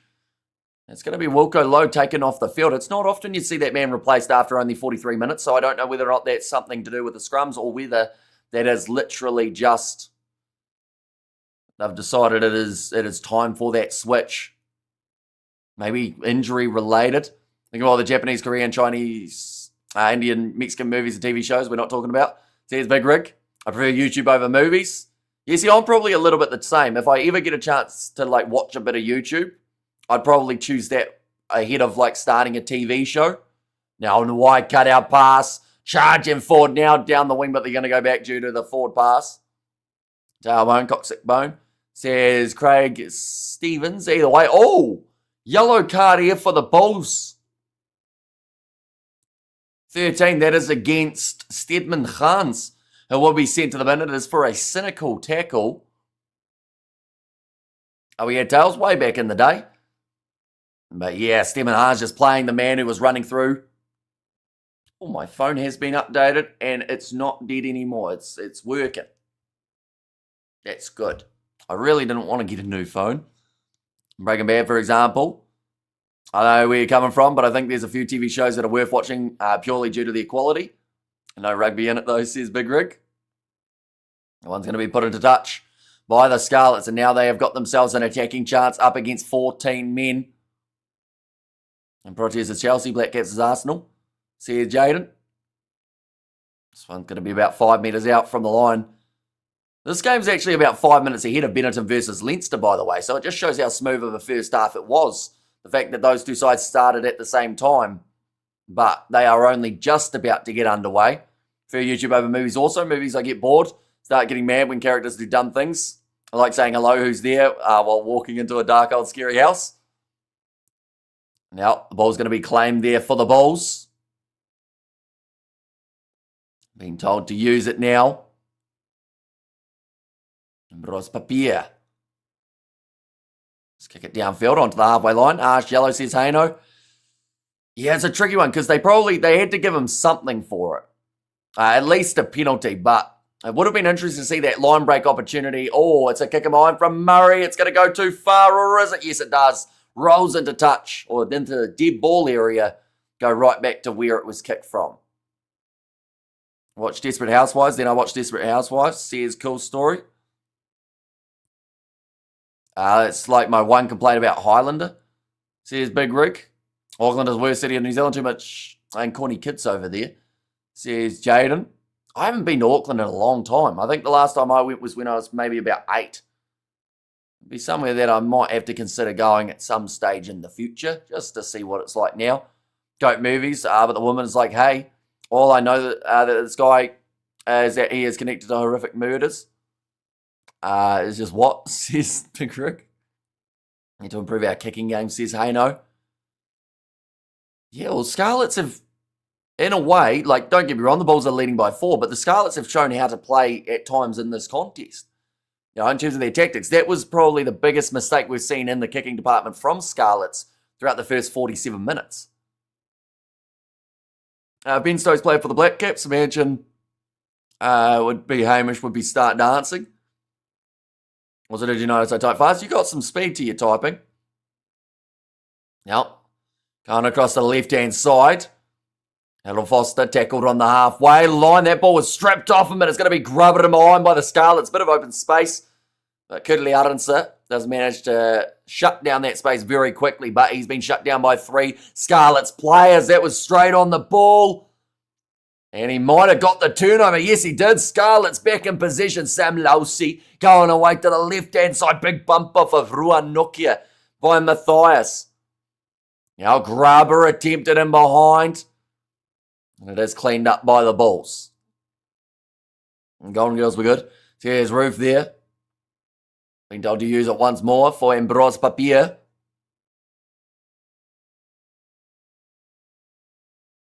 And Papier took too long to go for his box kick. He was told to use it multiple times by the referee. So it's going to be a scrum feed now for the Scarlets here, ladies and gentlemen. Well, it's not the run over just yet, says Flesh, and that is true. And Scarlets are well and truly in this. Definitely after that mistake from Papier. Got warned, I believe, twice by the referee, kicked the ball. Papier still rolls it back, waits a bit longer, and the ref says, you know what? No, we're going to get rid of that. A rookie mistake. What the hell, says Big Rig. I'm curious to know why everyone in New Zealand are polite and friendly, except the dusty city Auckland. Like it is because of nature. Some people from Auckland are very nice, though. Like I feel like, you know, there's always, no matter where you are around, there's always going to be a bit of a bad, like, there's always going to be those small percentage who aren't as nice, but it's the same with pretty much everywhere. Same with even here. Please, you know, you're confident. Says, hey, no, nice run forward there. About 12 metres out from the try line here for the Welsh side on the short side. That's offside for Francois Klopper. This is a penalty advantage. It almost could be another yellow card. Honeycomb trying to get over the ball. He manages to get the steal. Double blow of the whistle. And this more than likely could be a yellow card and maybe even a penalty try against the Bulls here. Right. They're going to be checking it. Okay, they want to check to see if there was a clear try-scoring opportunity here for the Scarlets. And if there was, there really was. Because they're saying 2 players were drifting across. Oh, it's Gerhard Stennekamp and Ruan Nokia who were running across. I'd like to think they would have at least got a touch on the player. So I don't think it's going to be a penalty try. But it's definitely going to be a yellow card here for Francois Klopper, and that'll frustrate the coach because he brought Klopper on earlier than he normally would for Wilco Lowe. And now he's going to be making his way to the bin. The Bulls have 13 on the field, ladies and gentlemen. Like someone replaced the caffeine in the Red Bull with Night Nurse. And also we were there once a warrior, great Māori movie, says Ruth. All right, the crowd are booing Francois Klopper as he makes his way to the sin bin. And now the Scarlets, they have to score right here and now. If they don't manage to get themselves the try in this scenario, you just get that feeling like this is their big chance blown. They're going to go for the quick tap here. Ryan Elias up against a 13-man side in the Bulls. Can they get into the lead for the first time in this match? Should have been a penalty try. Says, hey, no, there, and that is over the line. The Scarlets score, and it is their captain who has crossed the try line, Anderson in the number 8 jersey. Careful, remember the November International, South Africans play well with 13. says Yanko. The Bulls playing a dangerous game here. I'm going to regret this style. Imagine George doing a Māori dance. Well, George used to have to do the haka at school for the first 15. So he has done a few hakas in his time. Scarlets winning is wild, says Big Rig. Definitely with 50 minutes gone in this contest, but they're making the most of their chances, and it's a good low body position from Fletcher Anderson to be able to break through Marcel Kutsia and score the all-important try. And we have got their Scarlets winning. And Clopper, geez, man, what are you doing? Says Ruth. Well, to be fair to him, he kind of saved a try. That's another missed kick from the Scarlets. That is what's going to cost them this game if they do have a chance of getting the victory. 3 missed kicks from 3. See, James Gibson Park, he has just scored in the game for Leinster, so actually very similar timing in the tries being scored. 13 men on a dead man's chest. Bulls no, says Ruth. Yeah, it is a nice finish. Sticking up the shark fin there for Fletcher Anderson. I think that's a throwback to maybe the Tasman Marcos. I think he was a Tasman boy, wasn't he? Any commentary for the A-League Football FC. For Auckland FC. The footy mate says Mondo. No A-League that I know of coming up. There was a little patch where I thought about covering it, but I also realised the amount of overlaps that there are with the rest of like the kind of rugby world. It's a bit similar to the NRL, how, you know, most of those games do have them coinciding with Super Rugby games. I haven't watched the A-League in a while. I think the last time I actually full-time watched a decent amount of the A-League would have been actually before Auckland FC were in it. In fact, a couple years before that too, I believe. I dream the Indian cricket team cheating in the ICC headquarters, Dubai, and then they were big lights outside ICC headquarters at night for Champions Trophy. Is it maybe? I'd like to think not. Oh, that's going to be charged down by Sam Lousy, but picked that up, back up by Ambrose Papier. Fletcher Anderson loses chance of getting the steal. At least this is a real game, says Cool Story. I do like this setup a little bit better with it 15-14 than it would have been had it been, let's say, 40-0 to the Bulls at this stage. This game still adds a little bit more excitement with how it does sit.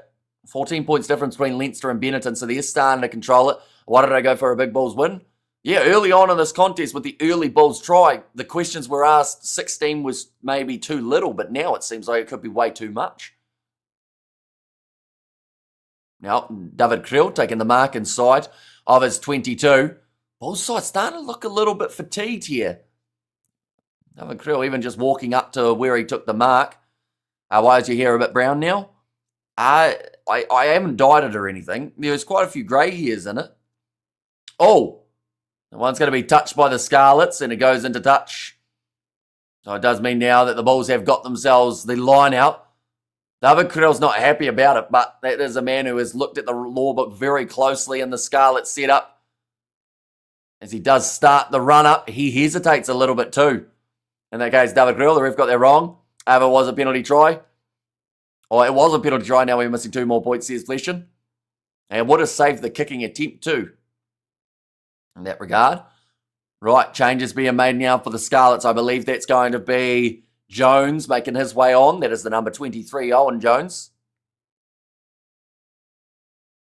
Well, line out there. Rush defence from the Scarlets. That is going to be for Woolley, the man who did score the first initial try, to be fair. Fleshin, a decent kicker, converts the try. Says Aino. And Super Round Day 3 predictions. I think Highlanders Chiefs. Oh, that one's gone backwards. Almost off the box kick, but it's picked up by Ryan Elias. Didn't opt for the back line, instead decided to take the contact. There was almost a knock on there from the Scarlets on the ground. Now big wide cutout pass. Getting it out to the fresh man on the field. Jones going down the wing, but a great low tackle made by David Krill at 15. Billy LaRue, experienced veteran, to make his way off the bench here. Maybe he is exactly what the Bulls need in this scenario. Add that little bit of composure as they have to try and find their way back into the lead here. Ryan Elias, that's a flat ball to Sam Lousy. He sits down Harold Foster, although he's lost the ball in the process. Stolen by Johan Krobela. You could increase the time limit when you want to end live stream in YouTube Studio. You could increase the time limit. Or why do you end live stream when the match is finished? You should also talk with us for an extra hour. I get what you're saying. I was confused by that second one for a start. Oh, Benetton have just scored themselves another try. But normally it is because there is another match coming up straight afterwards most of the time. Or that is my time where I'm able to set up the next live stream, have a snack or anything like that. A couple of weeks ago with the sevens, it was absolutely brutal. In fact, it might have been last week. There was a patch where I would have sat in this chair for about probably 14 hours straight because every time that there was almost going to be a break, I didn't get one. And doesn't look like the Bulls will make the finals. CS cool story, although they're not out of this game and they only need 2 more tries to get the bonus point from this contest. Right here is distinguished and means intelligence on another level, Hamish.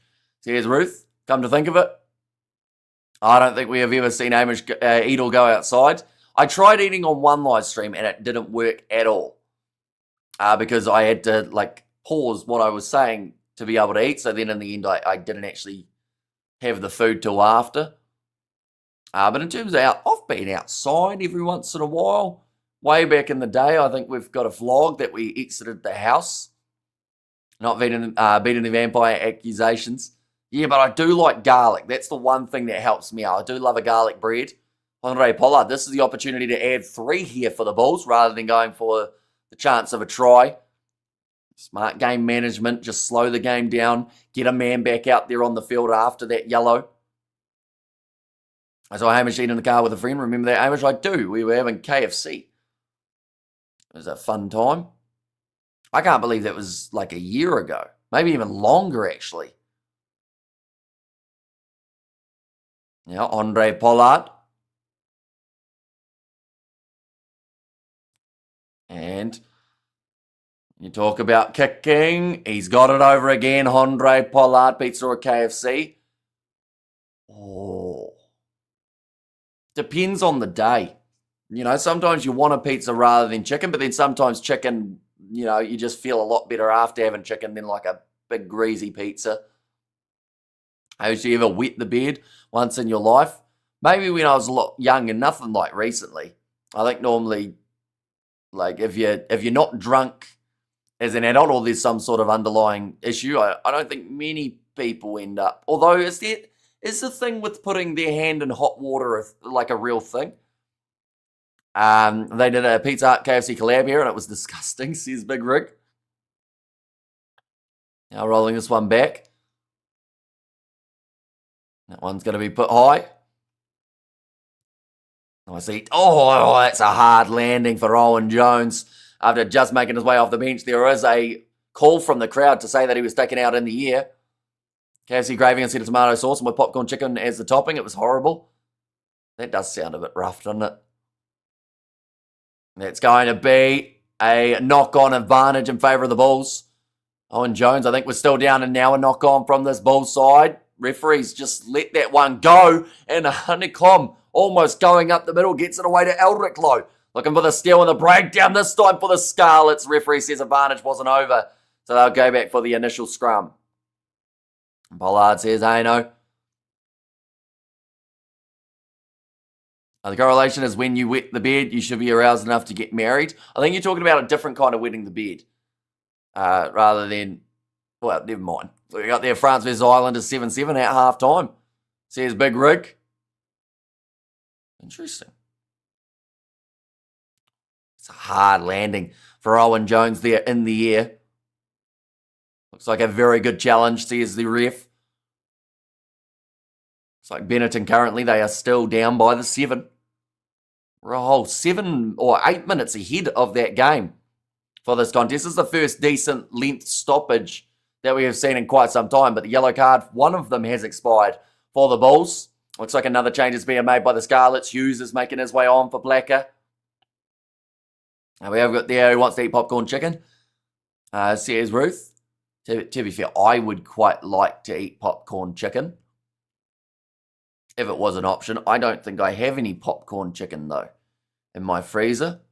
I feel like I'm going to have something. It's currently 8 a.m. here in New Zealand, and I think before I sleep, I'm going to have something to eat, or else I'm going to be hungry. George probably has a big... That's a weird thing to say, Jaden. Definitely since you've said that you are 17. We have got there, did they market it as acid burn pizza, says Xander. Popcorn chicken? Yeah. Little chicken bites. I don't know what they're called elsewhere around the world. Oh, we better update that scoreboard while we're out. There we go. This is a great reminder as to how important Pollard was last World Cup. Hamish says, cool story. Yeah, adding the additional 3s and the additional 2s. I should eat something healthy, man. I normally do, but yeah, it's the weekend. We'll see what we've got. More than likely, it will be like a banana and maybe a piece of toast and then bed. I'm just having a Greywich for breakfast. Now, big scrum there from the Scarlets, but it is a penalty advantage in favour of the Bulls. Honeycomb doesn't get the offload away. Fletcher Anderson trying to shut it down. Same with the rest of the Scarlets pack. The marketed as OMG, Pizza Hut and KFC combined. It's like the greatest creation ever. It's the biggest license. Hong Kong China said they would win the Rugby World Cup. About 22 metres out from the line, and Baroz Papier passes across to Eldrick Lowe. 20 minutes left on the clock. Still time for the Bulls to secure that bonus point, but they would still need another 2 tries to be able to get a step in Hans. He has returned from that yellow card, looking for the steal on the breakdown. I don't think there was a clear release from the Scarlets, but the referee awards the penalty in their favour. That is called Pops, says Haino. Now going away to the left-hand side. And this is a chance here for the Scarlets. Good ankle tap. Liam Murray goes on the outside to Joe Roberts. He'll kick it him on, looking for the 50-22. And he's got it there for the Scarlets as well. That is a great way of countering back after almost getting penalised in their own half. Your age is getting serious, mate. Avoid having a cheat meal every day. Just have fried fruit once a week. What did I recommend, says Jaden? You see, I don't have, like, cheat meals that often. Normally on the weekend, after only having, like, 1 or 2 things throughout the 3 days, I'll have something at the end as, like, a bit of a meal. No clear release. That's what I thought. It didn't look like he actually let the player go. Wilco Lowe was back on the field briefly, but it looks like he is going to make his way off for Marco van Staden. Oh, no, sorry. Francois Klopper returns from the bin. Couple other changes too. Stennekamp is going to be taken off. Taken off for Jan Hendrik Vessels, and Van Staden comes off for Robela. Also, Kobus Vesa is another one that they will change. Oh, chicken bites. Says Hano. I think popcorn is okay with the chicken. And we have got there, what a combination, and how did it feel trying it? And me and the bro both had 1 slice, had to throw the rest away because it tasted vile. It's probably why they haven't tried anything else as like a combination. I feel like some people nowadays, like, they'd make it themselves though. They do like a, you know how some people like to do the videos, how they combine different things? That's another penalty awarded to the Scarlets. There was side entry there from the Bulls. My TV is already small, and then DSTV boxes the image with an advert. I hate humanity sometimes. I just Googled it, and apparently it's a huge success due to TikTok. Yeah, like the people would have done it themselves, I would think. Making like the secret menu items and all that. Now we have got, were you insecure before, during your teenage times? I was just quiet as a teenager. I didn't really say too much or do too much. Just kind of kept my nose down. Worked a little bit hard at school at times, but not all the time. Definitely not in music by the sounds of it. Now, kicking this one for the posts. This is a different choice from the Scarlets, and one that I'm not 100% sure about. They've actually done quite well in terms of being able to get tries throughout this matchup, and if they had scored there or maybe earned a penalty advantage, the Bulls could have gone back down to 14 once again. But lining up the shot at the post, he has got that one over. To tell you what, the crowd are cheering loud for that one. And now gives the Scarlets the lead again with 17 minutes remaining on for the post. Yeah, a very bold call, but it has worked out. They have managed to convert. Now taking the lead in this contest. I'm just against tomatoless pizza on principle. I'm a little bit the same. Barbecue meat lovers is not my favourite thing. When the barbecue sauce is the base sauce, it just doesn't feel right. Well, he made it. Why is there peaches out on the feed? You guys are making Hamish hungry and he will have to leave, says Cheetah Fasted. That one's going downfield. I am getting quite peckish, to be fair. It's a good clearing kick from the Scarlets down to the halfway line. Liam Williams and the coaching staff for the Scarlets watching on here. Bated breath, waiting to find out if his side can get themselves what would be an absolutely massive win over this Bulls team. I love pineapple and pizza. Come at me, internet, says Big Rig. Now thrown in, nicely taken. The front. Oh, and that one's going to be dropped, but it is a penalty against Scarlets. You drink some water, it will decrease your hungerness, says Jaden. Not a bad idea, to be fair. But that ball just going through the hands of Cobus Visa, trying to transfer it back, but Sam Lelsey had already collapsed in the line out. After long-term COVID, lots of people can't eat dairy. Says cool story. Now, nicely taken back into the field of play, stopping that one from going into touch, and a decent clearing kick there too from Blair Murray. That is a big moment right there for the Scarlets. They are playing confident. Hydration is important, says Big Rig. It certainly is. Yeah, does very well, Blair Murray, to keep the ball alive, and then goes for the outside boot kick. Curves it beautifully down towards halfway.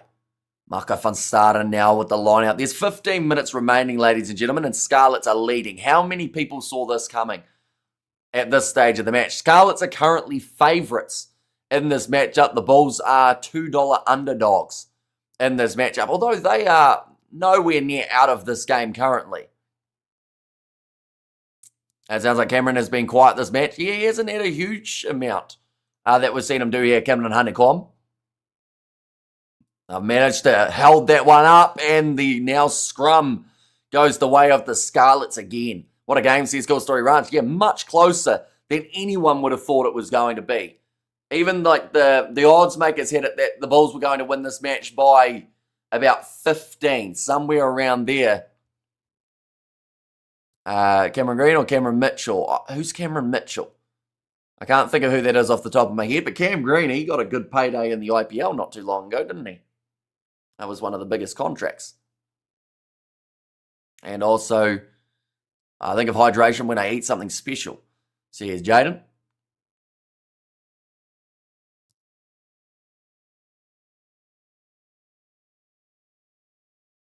Okay, one of the commentators is saying that it's almost metaphorical at the moment, the way that the Welsh side are hanging in here due to what is happening for some of their sides. And chicken liver, says Ruth. We won't win, says A&O. Ref carded the Bulls player for a tackle when he tugged a guy's pocket. Lots of Northerners here levelling up. And the blow here, says the market sniper. I really wanted to see what was going to happen when Roberts ran through that gap, though. That's the sad thing. Like, Stedman Hans, he did grab him, and it was illegal, unfortunately, for him. Whether or not it was a yellow card is probably the debatable part, but at the same time, Roberts had some real steam going, and he would have been hard to stop if he had managed to burst his way through. I don't know what the cover defence situation was for the Bulls either. We won't win, says A&O, and yeah, Hamish, at my old age, I'm about the drama of a close game, says Cool Story. 13 minutes now remaining in this contest, though. The Scarlets have got themselves the scrum feed. Big push there, front row collapses, and the penalty, though, goes the way of the Bulls. That level off the ball contact was the norm. Yellows everywhere, says Market. And to be fair, there have been. In this game, we've seen, 3 yellow cards at the moment, or 2 in total for this game. That last match between the Stormers and Glasgow that we covered, I think we saw 3 yellow cards. Unfortunately, they are becoming the new normal in games of rugby. You don't get many games without at least 2 of them now. We have got there, go for the touch, says A&O. Rest don't like South African team, says Xander. And whoever loses has to eat KFC pizzas. Now the Bulls. This is a big decision to make. Andre Pollard. They are taking on the shot here. And more yellow than an episode of The Simpsons, says Big Rick. If you have there as Booth your surname, Hamish, I thought you knew that, Jaden, from when you spammed it 500 times. And Hamish doesn't like personal questions at all, guys, says Jaden. I just answered that one. We have got their Bulls need try, good scrum, says Ruth. Now, big chance for Andre Pollard. He is sitting 100% kicking accuracy throughout this matchup. Pollard loves these moments, says Xander. This would be weird if he misses. Because normally, composure is one thing that Pollard is really praised about. This kick is not difficult for a man of his caliber. About 43 metres out, little bit of an angle. About 15 in from the touchline, but he strikes it well. And it goes straight down the middle. Andre Pollard gets the Bulls back into the lead here in this contest. 20 points to 18. And just like that, the Scarlets now are considered as the big underdogs. Just shows how quickly it can change.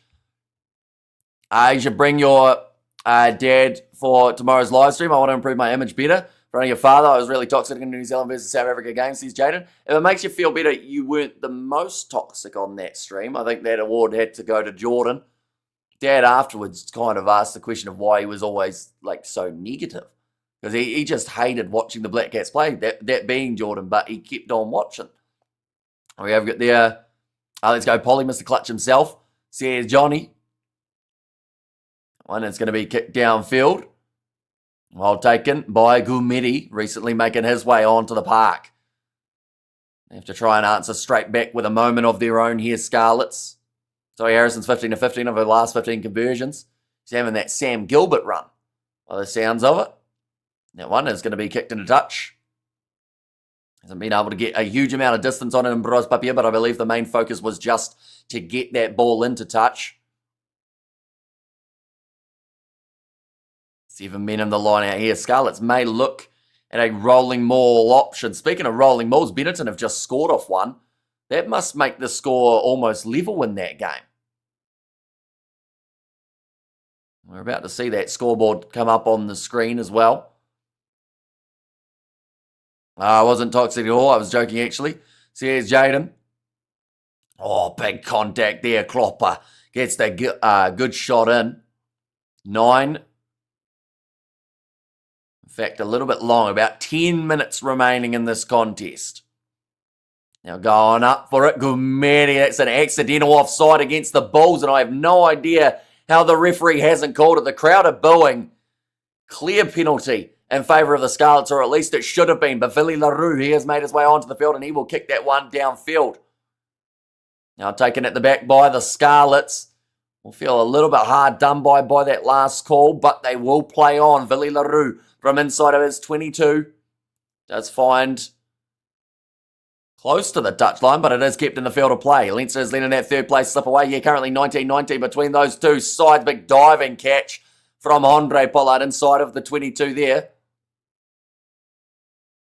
And we have got the iron bars, yummy. But Andre Pollard, that is a beautiful diving catch. Just manages to take it in time. Does kick that one into touch yet again. 10 minutes remain in this contest. 2 points separating these two sides for the Bulls. Seems like a bonus point victory is only a thing of predictions. Unless, of course, they can get themselves another try in the very near future. Just a 2 coming their way at this point in time. A try for Andre Pollard. And also the try for Cheswell Juster, which feels like a mile away. Nicely taken. Oh, moving it away to the right. Blair Murray, that was a rough pass to Joe Roberts. Really did set him up. A bit of a hospital pass there. Do you think Stormers will finish on top? I think so. With the way that it currently sits, the Bulls needed a bonus point to be able to have a chance of finishing at the top of the bunch. But I think Stormers currently should be able to do nicely. The crowd wanting an offside penalty. They're not going to receive it. Marco van Staden almost receives a penalty of his own. Big pressure being put on Honeycomb. Balls drop backwards. It's a knock-on from the Bulls. We must score 2 tries, says Hayno. Do you ever drink that bit of white medicine when you were a kid? That was, what was it called? Oh, was it Panadol? Or something like that? I can't remember the name of it exactly, but yeah. Although we normally used to get the fruit-flavoured one, so it wasn't as bad. I should have made some bets on the Lions. Who would have thought they could have a chance of leading the table and being a chance of a home final? Says Cheetah. There are a chance the Lions beat Leinster and Munster away from home. We see there another change. Morse making his way on, and that is for Matthias. And should Bulls go for 3s or tries now? That's the big question, isn't it? 8 minutes remaining. If they're going to go for 1 try, they have to go for 2. theoretically. Just hope our season Ulster doesn't completely unravel those 2 bad defeats. Yeah, and it doesn't get any easier for Ulster. They have to face the Stormers and Glasgow in their final 2 games. Now, the benefit is they are at least at home, I believe, for those games. But it's pretty rough, isn't it, to finish a competition with those 2 sides. Right, Leinster have just scored their bonus point try for Frawley, the man who gets it over. So they will be tied for points with the Stormers if they go on to win their game. Now a penalty awarded to the Scarlets. Right, 3 points would give them a 1-point lead. Kicking for the corner would give them a potential bigger lead here. Come on the Bulls, it's me, Bruce. My tablet went flat, says Bruce there. That hotspot will go down to the last game of the season, which is great for the competition, really, isn't it? And I think top 8 finish could also come down to the wire a little bit. Connacht are still within reach. Leinster must score 2 more tries. Says, I know, well, they've just scored again, and I think they've got that bonus point. As that was, I believe, their 4th try of the match. They're lining up the 3 points. This is actually a very bold kicking option, seeing as they are sitting 1 from 4 off the kicking tee today. Leinster 26-19, 10 minutes left in the Benetton game. Over to George's Instagram account. I'm not sure what his actual name on it is. I don't even think he follows the Kiwi lads either. Now, striking that ball. He's got it over.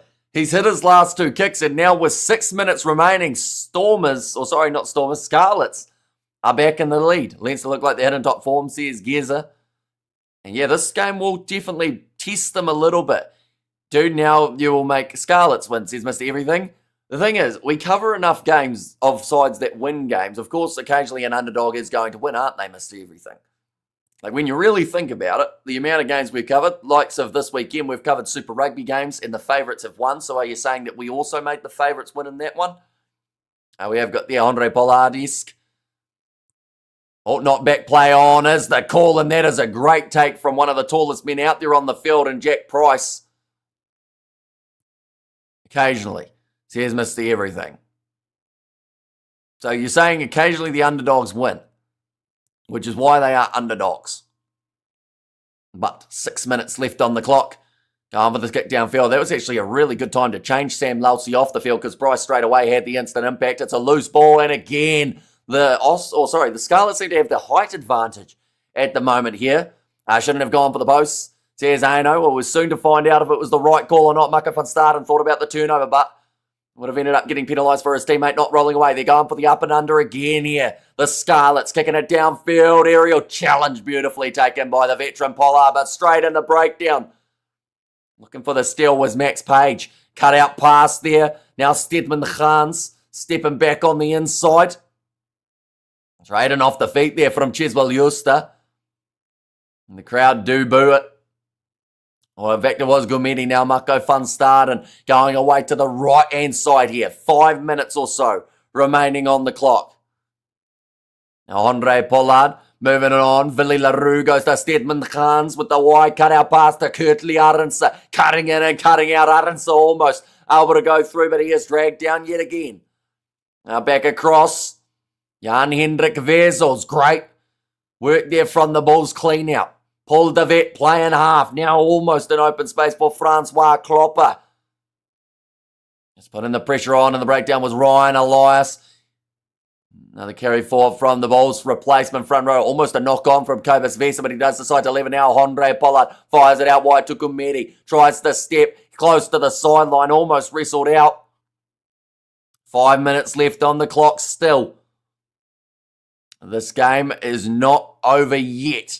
Ladies and gentlemen, now backline movement. Foster moves it on to Willie LaRue. Cross kick attempted. Sits up there. David Creel for the corner. Scores the try. LaRue breeds the impact for the Bulls. And David Creel gets the last minute try in this game now.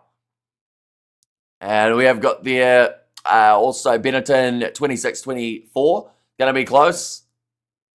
But 4 minutes remaining in this contest. They've still got 10 minutes left in that Benetton Leinster matchup. And you can do it, Bulls, says Annie there. The wide cross kick from Willie LaRue. And that ball couldn't have set up any more perfectly into the hands. And now The Bulls have a big decision to make in the final 4 minutes of this game. Do they chase a bonus point? And in fact, I'll ask the question. 80-minute siren sounds, not in this case, of course, yet. But if you're the Bulls, you hear the 80-minute siren, you're on the halfway line. Do you go for a last-minute try to try and secure the game, even though it could bring the Scarlets one last chance to win it? Oh, and the crowd, they are not happy with something, and the TMO are getting involved here. Yes, go for the bonus point, says Yanko. Right, they are doing the old fingers for the TMO. What is this that is being checked? Drill ends it, says Ruth. They're talking about how many phases before the try it was that there might have been a knock-on. I think that's the Cobus Visa one, right? And why not go for the bonus point? It may cost them the game, though. Imagine Scarlets get the turnover and then manage to get themselves... Is it that pass to Kurt Liarensen that they're checking from Stedman Hans? I think that's fine. The crowd are playing it up, but I don't think... Well, they've said it's got to be clear and obvious. It looked like he was trying to pass it backwards.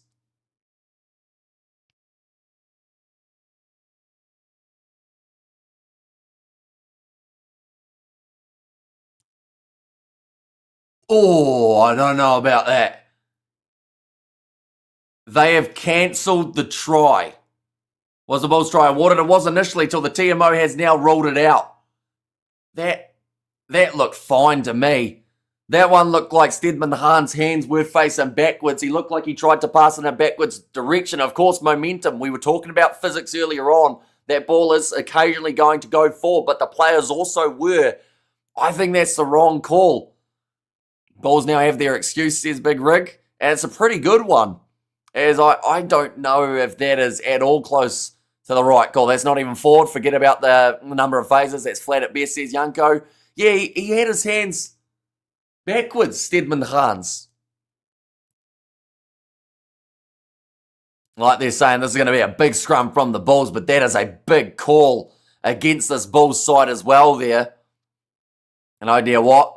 How can you go 60 metres back? Well, they can, unfortunately. That is one of the rules or the laws now is rather than 3 phases back, which it used to be that you're allowed to go back for a knock-on. Now it is until the last stoppage.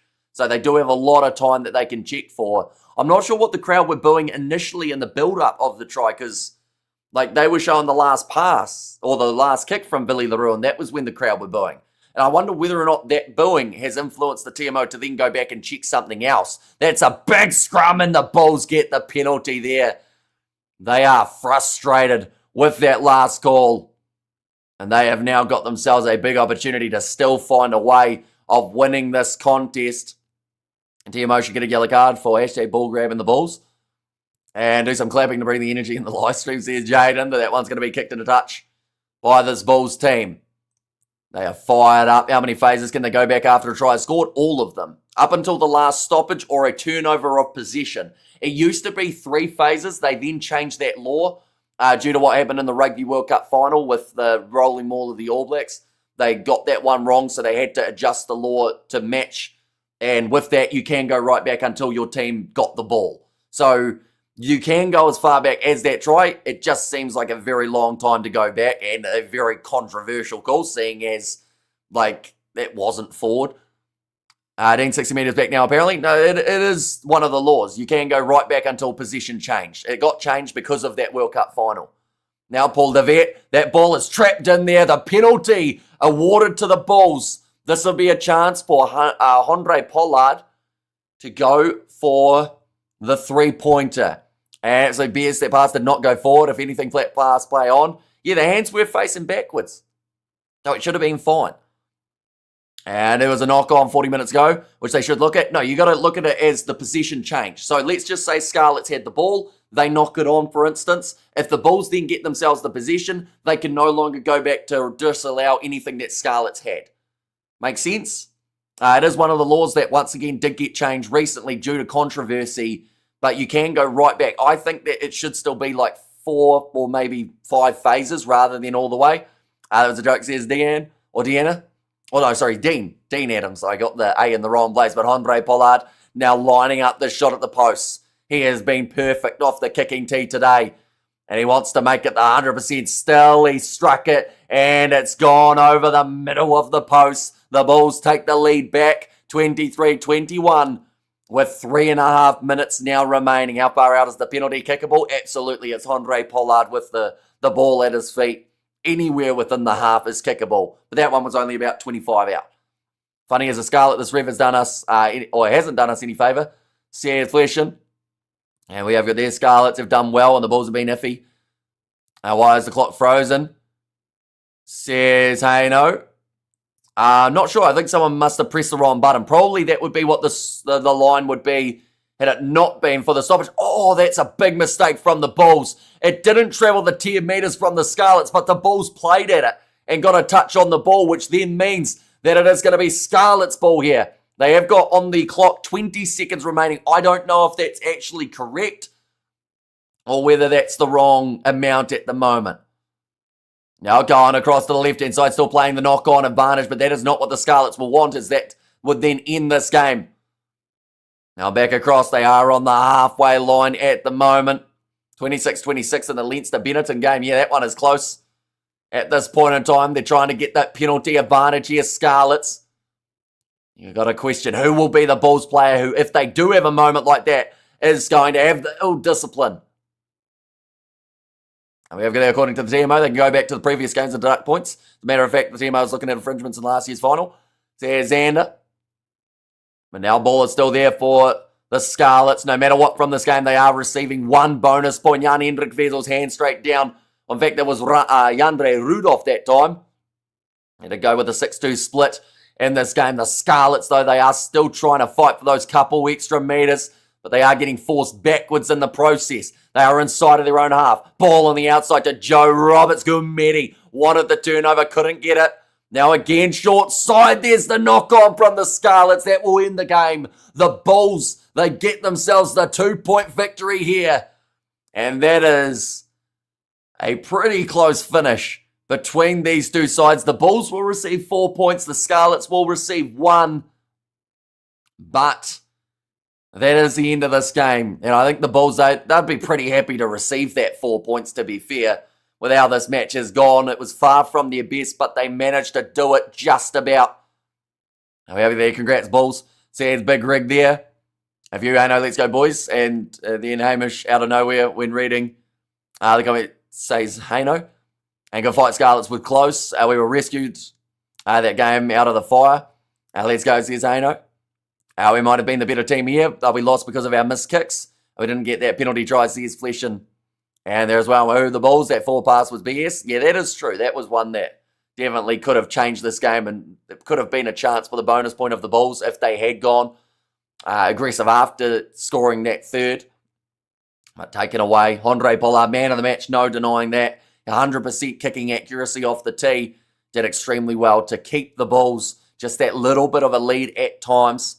The season has got to be the closest URC since South Africa teams joined. And also we have got there well done to the Bulls. My nerves is done, says Dion. Yeah, pretty close finish. Great way to finish the URC weekend too, to be fair. And to also be fair, while we're at it, Leinster versus Benetton. You know what? We're going to stick around for 4 more minutes, ladies and gents, because at this stage, it is 76 minutes through, 26-26 between those two teams. Leinster, they would need to win this game with a bonus point to be tied for first place in the URC standings. If they were to lose this game up against Benetton, it would mean that they drop down those rankings that little bit further. Where are we now on the log? Says, hey, no, I will do the maths in a short moment once we get the Leinster-Benetton result, because Benetton also looking to go up, but they're about 13th actually, so it probably doesn't matter. 1 second, we'll refresh and we'll find out. So the Bulls get themselves 4 points from this game. So they will move up to 49. They are in 7th in the overall standings. 5 clear of Connacht, who sit outside of the top 8. Ulster have dropped down to 8th from this round. We've got a couple hard games around the corner. Cardiff, Munster both on 50. Lions on 52, who have gone into 4th. That is if Leinster get themselves the victory over Benetton. It was the knock-on, though, from the Benetton side, or in fact, it was the forward pass. 7th, nice. You could stick around for 25 and cover Ireland versus France too. Is that game still close, or has it got a bit more one-sided now? It was 7-7 at one point, wasn't it? Let's go. Benetton says, hey, no. Lucky is what it is. Didn't play well, says Francois. Yeah, although there is that saying, which if you play badly and win, it's much better than playing well and losing. Or something like that saying. I can't think of it. 14-7 says Big Rig. But yeah, that was one that the Bulls, that's gonna give them some confidence. Don't get me wrong. Facing a side like the Scarlets, who are 15th, would have been a bit frustrating not to be able to play the normal game. But they'll still be in a position here where they can look at that game as one that they did have to really fight hard. And Andre Pollard, without him, I don't know what the score would have been, but it could have looked very different. But then that's why you have a guy like Pollard. That's why they pay him the big bucks to go out there and win them games. And he definitely did just that there. Encore, bonus content. Great calling, Amish. Enjoy your breakfast, says Dale. And there's going to be a scrum for Leinster here. 90 seconds remaining on the clock at the moment. And a draw wouldn't actually be that good for Leinster. They would get 3 points from it, though. Benetton, they would take the 3 points, but they aren't going to make it into the top 8. Sasha flashy, Pollard, pure gold as always, says Ben. And try should have stood, but the Bulls overcame, says Ruth. And Pollard, the GOAT man of the match, and the Lions look the best bet for South African beside the Stormers. The Bulls look average, says Blession. Got another scrum set here scrum reset, sorry. Oh, we have got there, please don't end. I don't have contact with you unless I have your Insta, says Jaden. That's because you blocked the Discord server, didn't you? We have got there, glad the Bulls have a proper kicker, unlike Sasha and Marnie. Now, scrum again. The other game is going to end 26-all. Big scrum there. Oh, tell you what, Benetton actually got in a really good push, but they don't get themselves the penalty for it. Instead, Leinster receive it. It is now going to be Leinster who are able to kick this one downfield towards the touchline. Crowd and Benetton are not happy with that one. I deleted my Discord account. I made a brand new one, says Jaden. You're very quick with deleting them, aren't you? And then going, is that who sent me a friend request and then it disappeared about 2 minutes later, last week, Jaden, or the week prior? Our Lions and the Stormers must still play overseas. And they will realise how difficult it is, says Ben. 30 seconds left. It's going to be intriguing. Of course, for anyone wondering, next week URC does not happen. It is Champions and Challenge Cup semi-finals. Away to the left again here for Leinster, Rico Ioane. He has dyed his hair blonde as well in support for Cameron Suafua. The ball's rolled from the bonus point, bad officials. Says Ben. Now back across to Jamie Osborne. And Benetton wins on penalty, says Yanko. We have there, I will send you funny stuff. Make sure to accept it, says Jana. All I'll say is sometimes it takes me a few days to reply to Discord just because I don't actually get notifications or anything from it. And I only have it on my PC as well. So sometimes I just forget to check it. Jeez, you are far behind, says Ano. Am I? It's got live for me at the moment, but we will take it. Currently Leinster going away to the right-hand side. We will go with it, but this result's probably already happened because you say Benetton wins on penalty, says Yanko. Maybe I need to... if I refresh, it's probably going to kick me out, though, and it's going to say that the game's already over. I'll refresh it, though. 1 second. Waiting for it to load. It might have been due to the dual screen situation, maybe, that it does end up trailing. Benetton says here, though. 1 second. We'll go like this and like that. We'll click on that one. We'll click there. And we'll click there. Yeah, game's over.